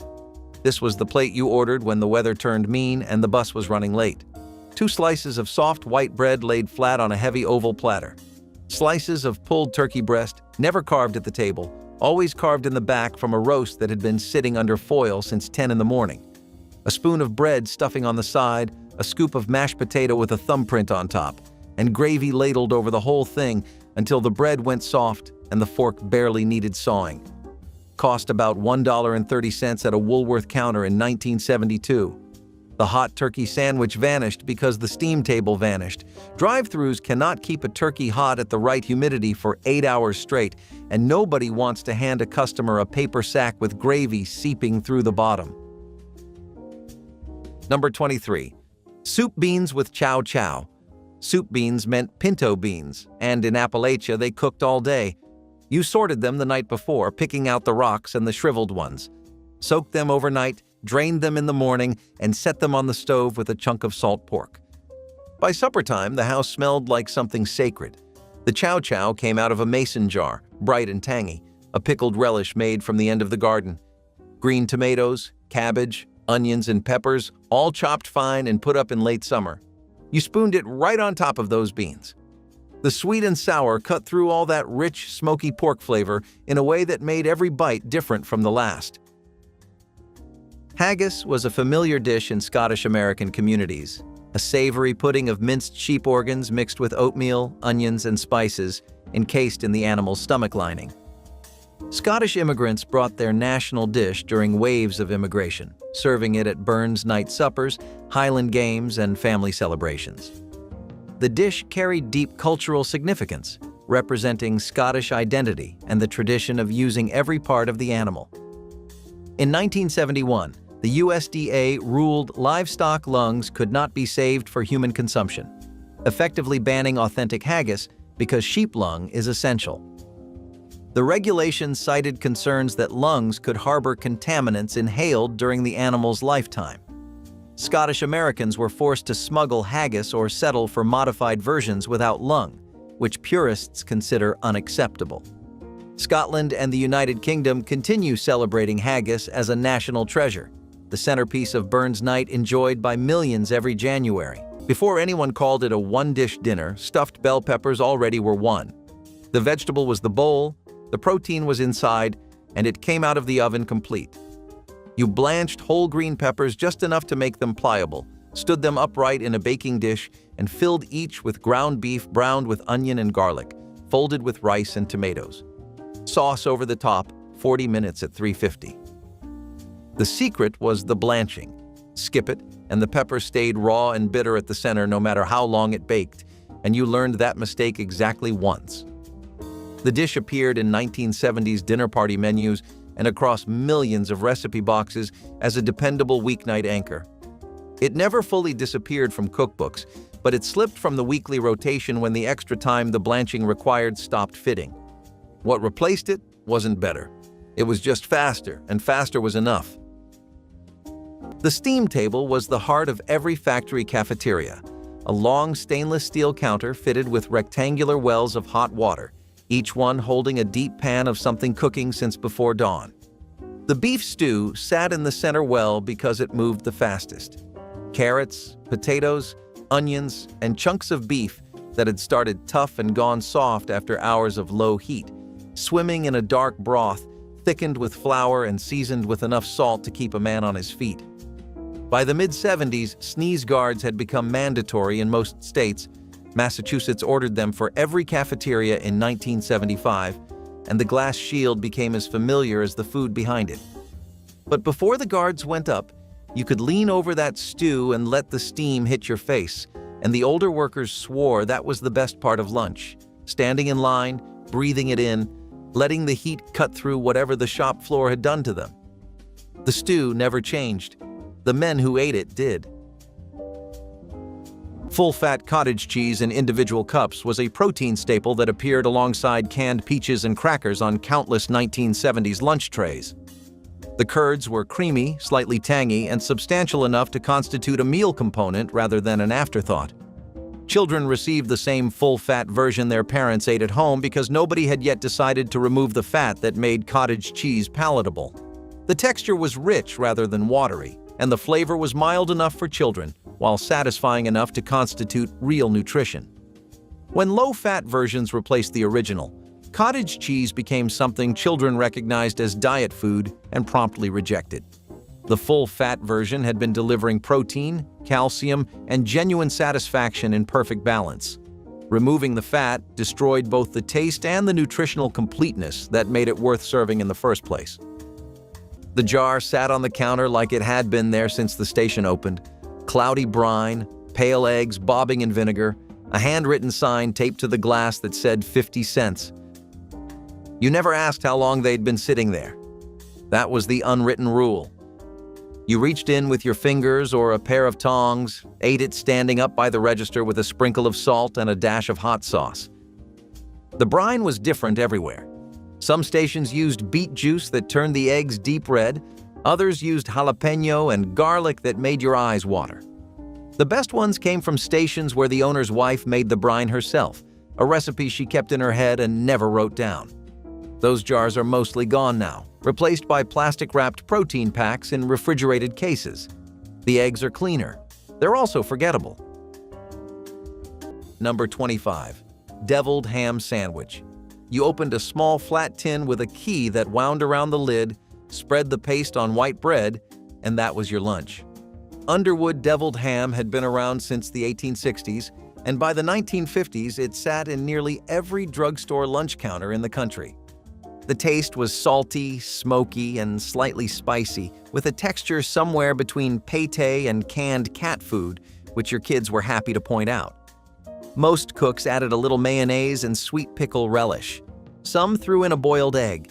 The sandwich cost next to nothing and took about 30 seconds to make, which is exactly why every soda fountain and five and dime kept a case of those little red tins behind the counter. When fresh deli meat became cheap and widely available, nobody reached for the tin anymore. Number 30. Shipwreck casserole. You layered everything raw in a baking dish and walked away. Ground beef on the bottom, then sliced potatoes, sliced onions, a can of kidney beans, a can of tomato soup, and salt and pepper. You put the lid on, slid it into the oven at 350, and left it alone for 90 minutes. No browning, no stirring, no watching. When you pulled it out, the meat had rendered into the beans and the potatoes were soft all the way through. The name came from the idea that you threw in whatever had not sunk yet. It cost almost nothing and fed a table of 5 without complaint. And nobody wrote it down because there was nothing to write. You just stacked things in a dish and let the oven do the thinking. Number 22, 7-Up cake. A yellow cake mix from Duncan Hines, a can of 7-Up from the corner store on Mill Creek Road, a stick of margarine, and 3 eggs. That was the whole thing. The carbonation in the soda did the work the butter and sour cream would have done in a richer cake. It rose high. It stayed moist for 4 days. Linda baked it in a bundt pan her mother-in-law Marion gave her for Christmas in 1972, dusted it with powdered sugar, and drove it to the St. Michael the Archangel bake sale on a Saturday morning. It sold for $1 a slice. Her ingredient cost was 98 cents. The Polish and Italian ladies kept asking for the recipe, and she kept writing it out on yellow index cards. 7-Up cake was the kind of dessert that hid its simplicity behind confectioner's sugar, yet looked like you had worked for hours. On a bake sale morning, that was the whole point. Number 28, chicken and flat noodles. Not the kind from a box. These were thick, hand-cut egg noodles dropped into a pot of chicken broth that had been simmering with a whole bird since morning. The noodles soaked up the broth and turned soft and heavy, almost like dumplings but flatter. A truck stop cook in Indiana or Central Illinois started the pot before sunrise and served it straight through the dinner rush. You got a bowl heaped with shredded chicken and those fat noodles sitting in a shallow pool of broth with a sleeve of saltine crackers on the table. Comfort in a bowl for about $1.50. Number 21. Summer sausage and cracker plate.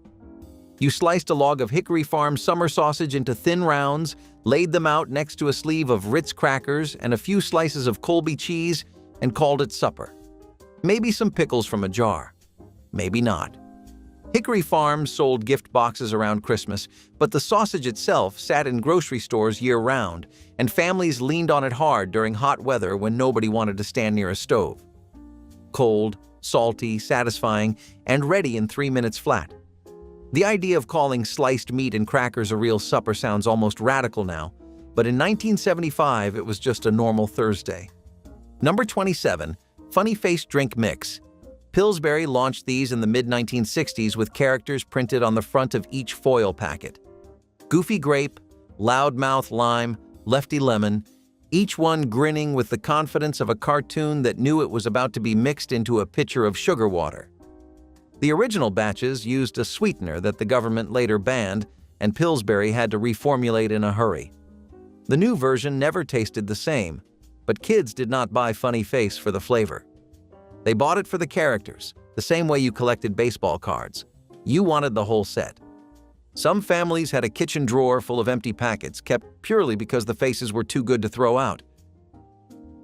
Number 23, King Vitamin Cereal. Quaker Oats made this one with a cartoon king on the box who looked like he had been drawn during a lunch break. The cereal was oat-based with a light sweetness, and the selling point was the name, vitamins. Your mother bought it because the word was right there on the front. You ate it because it was in the cabinet and the good stuff was gone. King Vitamin was never the cereal you asked for. It was the cereal that showed up when everything else was sold out. It hung on longer than most, appearing on regional shelves well into the 1990s, but the golden years were the 1970s when every grocery store stocked it, and no child was excited about it. Number 9. Hot chicken salad. A Presbyterian Women's Circle president in Nashville, Tennessee, named Virginia Presley, brought this to every October bazaar at Westminster from 1971 onward. It cost her about $1.75 to make and fed 30 people. 2 cups of cooked chicken, diced. 2 cups of chopped celery. A cup of mayonnaise. A cup of cream of chicken soup. A cup of shredded cheddar. A cup of slivered almonds. A cup of crushed potato chips on top, baked 30 minutes at 350. It was the dish that confused the men because it was called salad but it came out hot, and somehow that question was never really answered. Virginia served it with sliced beef tomatoes and a scoop on a lettuce leaf. She brought it in a long pan that had belonged to her mother. The pan had a dent in the corner from a move in 1952, and every time she put it in your oven, she thought about her mother's kitchen. The recipe was the recipe. The pan was the memory. Number 24. The Cherry Coke Phosphate. This was the drink the soda jerk made by hand, one glass at a time, with a tall fluted glass and a long-handled spoon. A pump of cherry syrup at the bottom, a small splash of acid phosphate from a brown apothecary bottle, then cola pulled from a tap, and seltzer hissed in on top. The phosphate gave it a sharp, tangy bite that grocery store cola never had. Drugstore counters used real cherry bark syrup at the start of the 70s. By 1978, the phosphate bottle had quietly disappeared from most fountains because the FDA tightened the rules on food-grade phosphoric acid and the bottled supplier stopped shipping to small counters. Without the phosphate, a cherry Coke is just a soda with syrup. Nobody calls that a phosphate anymore. Number 17. Squirrel and dumplings. A man with a .22 rifle and a steady eye could bring home enough squirrel for supper in half an hour. You skinned them, cleaned them, and simmered the whole pieces in salted water for a long time because squirrel meat gets tough if you rush it. Once the meat was tender enough to fall off the bone, you pulled it out, stripped the meat, and put it back in the broth. Then came the dumplings. Strips of dough made from flour, a little lard, and just enough water to hold it together. You dropped them into the boiling broth one at a time, and they puffed up and soaked in all that wild, gamey flavor.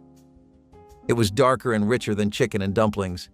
It tasted like the woods themselves. Epoisses cheese carried a reputation so powerful that French law banned it from public transportation. Its pungent aroma could clear an entire train car. This washed-rind cheese from Burgundy was made with raw cow's milk and bathed in Marc de Bourgogne brandy during aging, developing an orange crust and creamy interior with flavors ranging from earthy to intensely barnyard. Napoleon reportedly declared it his favorite cheese. The FDA's prohibition on raw milk cheeses aged fewer than 60 days locked Epoisses out of America, since authentic versions require shorter aging periods falling below the threshold. Pasteurized versions exist but lack the complexity raw milk provides. France continues celebrating Epoisses as a protected cultural treasure, served at dinner parties where its bold presence commands the table. For American cheese lovers, it remains the forbidden fruit of the dairy world. Chicken paprikash arrived through Hungarian immigration and held on for 60 years because it rewarded patience and real ingredients. Bone-in chicken, sweet Hungarian paprika, vivid, almost orange, with a faint sweetness impossible to replicate from the dusty supermarket tin. Butter, onion, sour cream, and nothing else that mattered. 2 heaping tablespoons of paprika into softened butter and onion, stirred until the kitchen changed, then the chicken, broth, lid on, 45 minutes low. The sour cream went in off the heat at the very end, always off the heat, because if it boiled, the sauce broke into something grainy with no recovery. Over wide egg noodles, the color of a late sunset. A Taste of Home recipe credits a grandmother named Alta, whose version used only 5 ingredients, trusting the paprika entirely. It held up. The dish has thinned from general awareness now, but anyone whose grandmother made it will stop mid-step when that specific smell moves through a room. Paprika bloomed in butter, sour cream finishing the pan, and be completely somewhere else for a moment.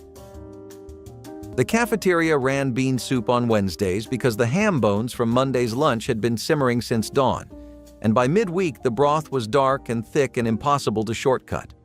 Navy beans or Great Northerns, a few chunks of carrot, and the ham bone sitting at the bottom of the pot like an anchor.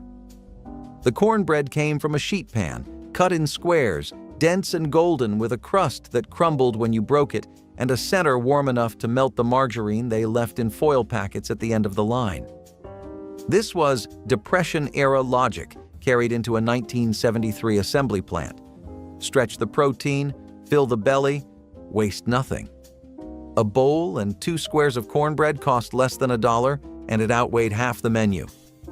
The men who grew up on it understood what it meant to eat well on almost nothing.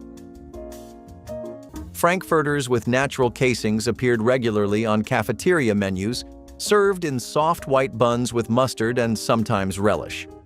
These hot dogs snapped when bitten, the natural casing giving way to seasoned beef and pork that tasted like actual meat. The nitrates used for preservation became controversial in later decades, with health authorities warning about cancer risks that subsequent research has largely failed to confirm. Those preservatives prevented bacterial growth and created the characteristic cured flavor that made hot dogs satisfying. School lunch programs served millions of these frankfurters weekly without the hand-wringing that would come later.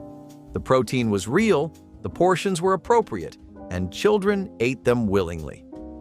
Modern science has softened considerably on nitrate concerns, noting that vegetables contain far higher levels than processed meats and that the cancer risk was dramatically overstated. But if the jerky fed the body, moon pies fed something else entirely.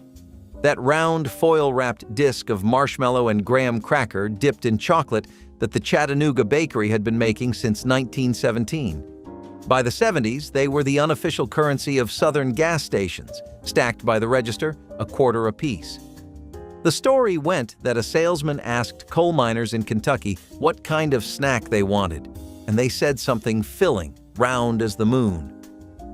What made a moon pie from a gas station different was the context. You ate it leaning against the car in a gravel lot, the chocolate coating slightly soft from sitting in the heat. The marshmallow stretched when you pulled the halves apart, and the crumbs fell on your shirt in a way that felt like part of the ritual. Your grandfather bought them by the box. The bakery in Chattanooga still runs, but the stations that sold them one at a time, warm from the sun. Those are the ones that made a moon pie mean something.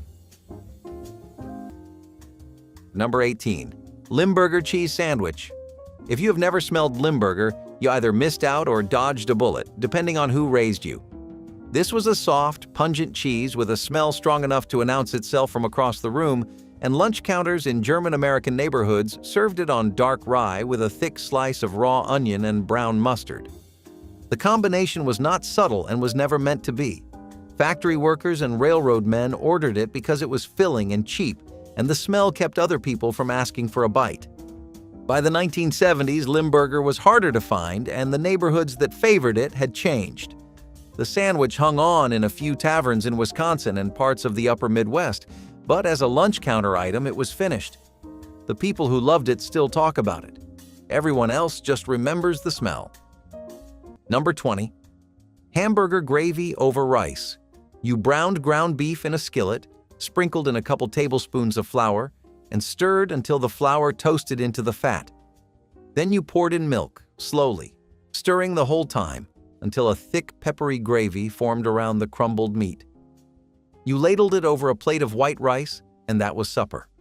No vegetables, no side dish, no garnish, just protein and starch and gravy. It sounds plain, and it was plain, but it filled you up for hours and it cost less than $1 for the whole family. Some families poured it over toast instead of rice, and some poured it over biscuits, and the arguments about which way was right could last a whole Thanksgiving.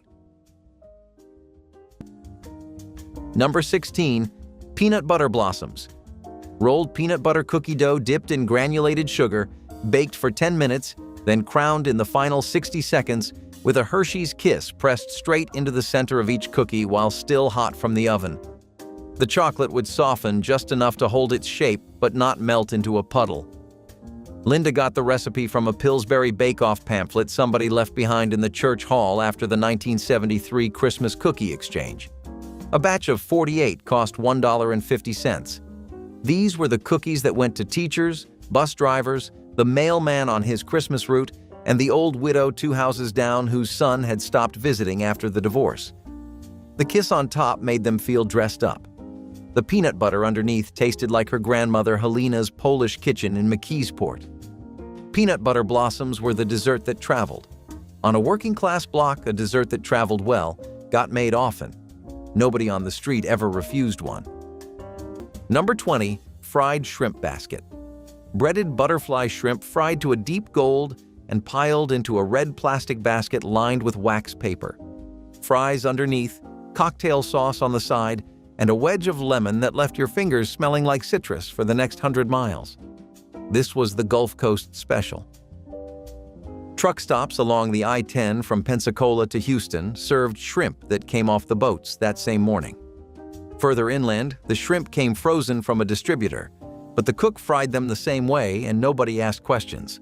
A fried shrimp basket felt like eating out, like a Friday night, even on a Wednesday. Number 17. Ground beef stroganoff. The original used tenderloin and sour cream and cost a fortune, but the 1970s home version used a pound of hamburger, a packet of Lipton onion soup mix, a can of cream of mushroom soup, and a container of sour cream stirred in at the end.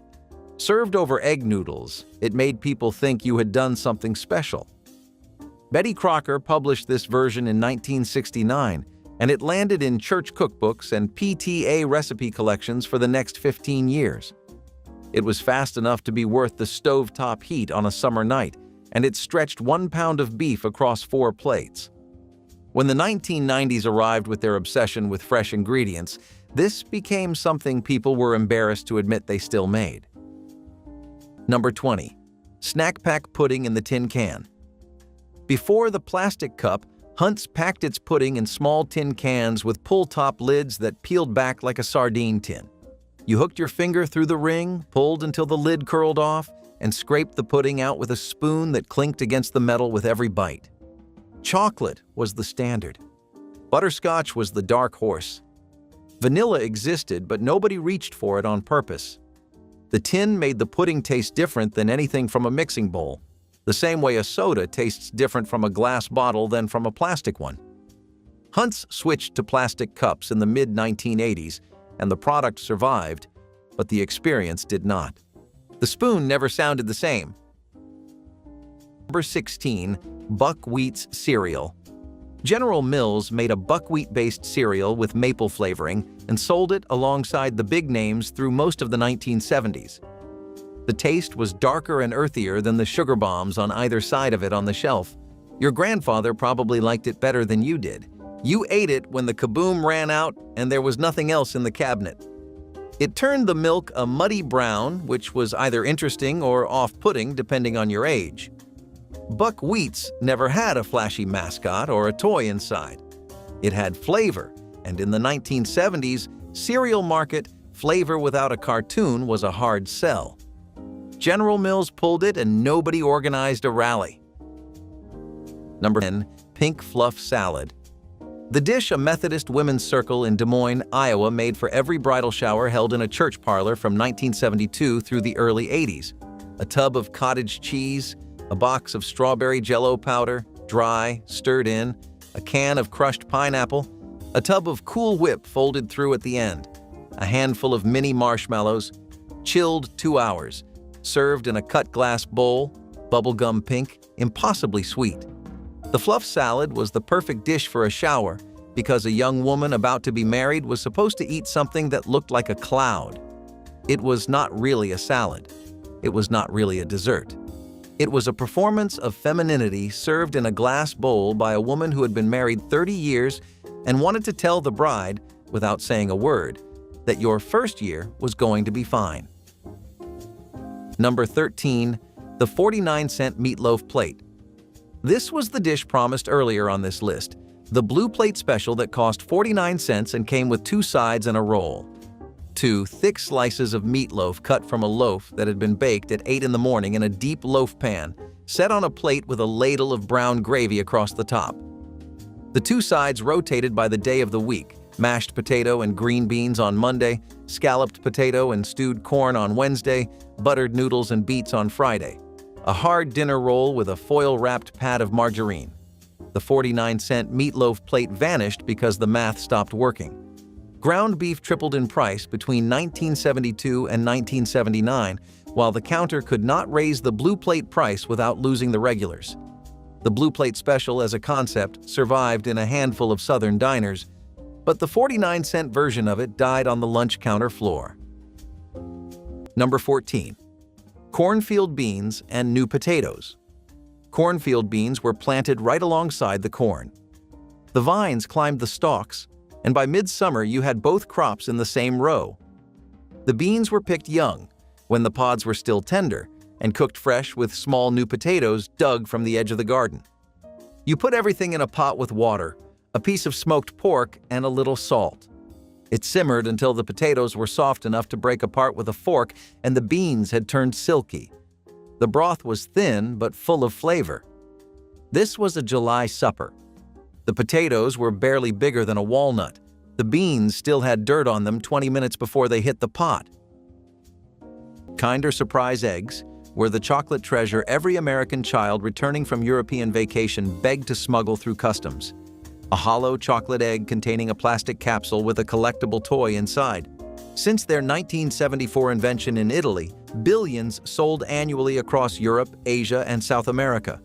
Children loved the combination of chocolate and surprise, and collecting the toys became a multi-generational hobby.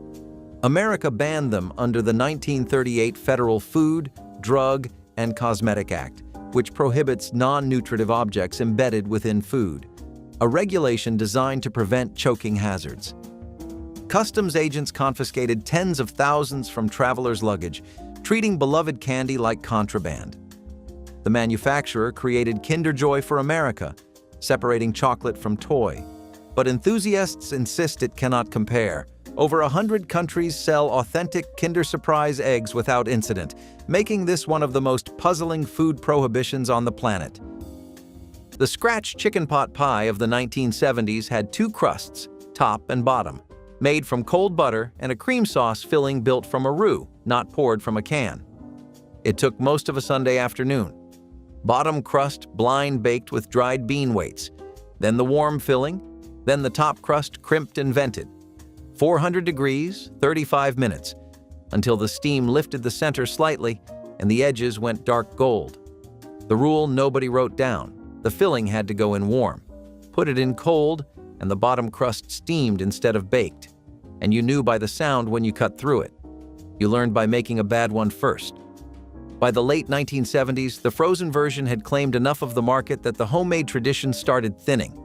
The women who knew the real method kept using it. When they stopped, the knowledge didn't transfer. Not because anyone refused, but because nobody asked in time. The canteen window opened at 11 and closed at 1, and the hot dogs had been on the roller grill since before first shift. Oscar Mayer Franks, all beef or mixed, turning slowly under a heat lamp that gave them a shine they didn't earn. You pointed, the woman behind the glass grabbed one with tongs, dropped it in a steamed bun, and slid it across with mustard and relish packets. 50 cents. The old-timers never touched the ketchup, a rule nobody wrote down but everybody followed. In the 70s, Oscar Mayer moved over 200 million pounds of hot dogs a year through American grocery stores, and half seemed to end up in plant canteens or little league stands. The canteen dog was never great. It was fast, cheap, and you could eat two standing up with 10 minutes left to argue about the game. Breakfast sausage links made from real pork with traditional seasonings appeared on morning meal trays throughout the 1970s. These small cylinders of seasoned meat delivered protein and fat that kept children focused through morning classes. The sausages were cooked until the casings crisped slightly, releasing savory aromas that made breakfast feel like an event rather than an obligation. Salt, sage, and pepper created the classic flavor profile that had sustained American breakfasts for generations. When sodium and fat restrictions arrived, sausage links were replaced with turkey versions that tasted like seasoned rubber. The original pork sausages had provided exactly what growing bodies needed for sustained energy and concentration. Modern research has largely exonerated moderate consumption of processed meats, particularly when balanced with vegetables and whole foods. Those breakfast sausages represented honest food that delivered flavor and nutrition without apology, a combination that modern reformers failed to replicate. Mashed potted meat cost less than anything else on the shelf, and it fed you when nothing else would. The small flat can, Armour or Libby's, sometimes a no-name brand with a label peeling at the edges, held a paste of ground beef, pork, and mechanically separated chicken blended smooth enough to spread on saltines with the edge of the lid. The taste was salty, faintly metallic, and familiar to anyone who'd worked a 12-hour shift and needed calories without ceremony. Truckers kept a stack in the cab. It cost 19 cents in the early 1970s, and a can with a sleeve of crackers was a full meal for a man who couldn't afford the diner down the road.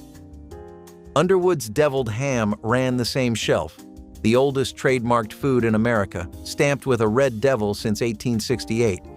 And the argument over which spread was better could keep a counter occupied for an hour. Nobody buys potted meat to impress anyone. That was never the point. Not one of those meals needed a cooking school or a specialty store.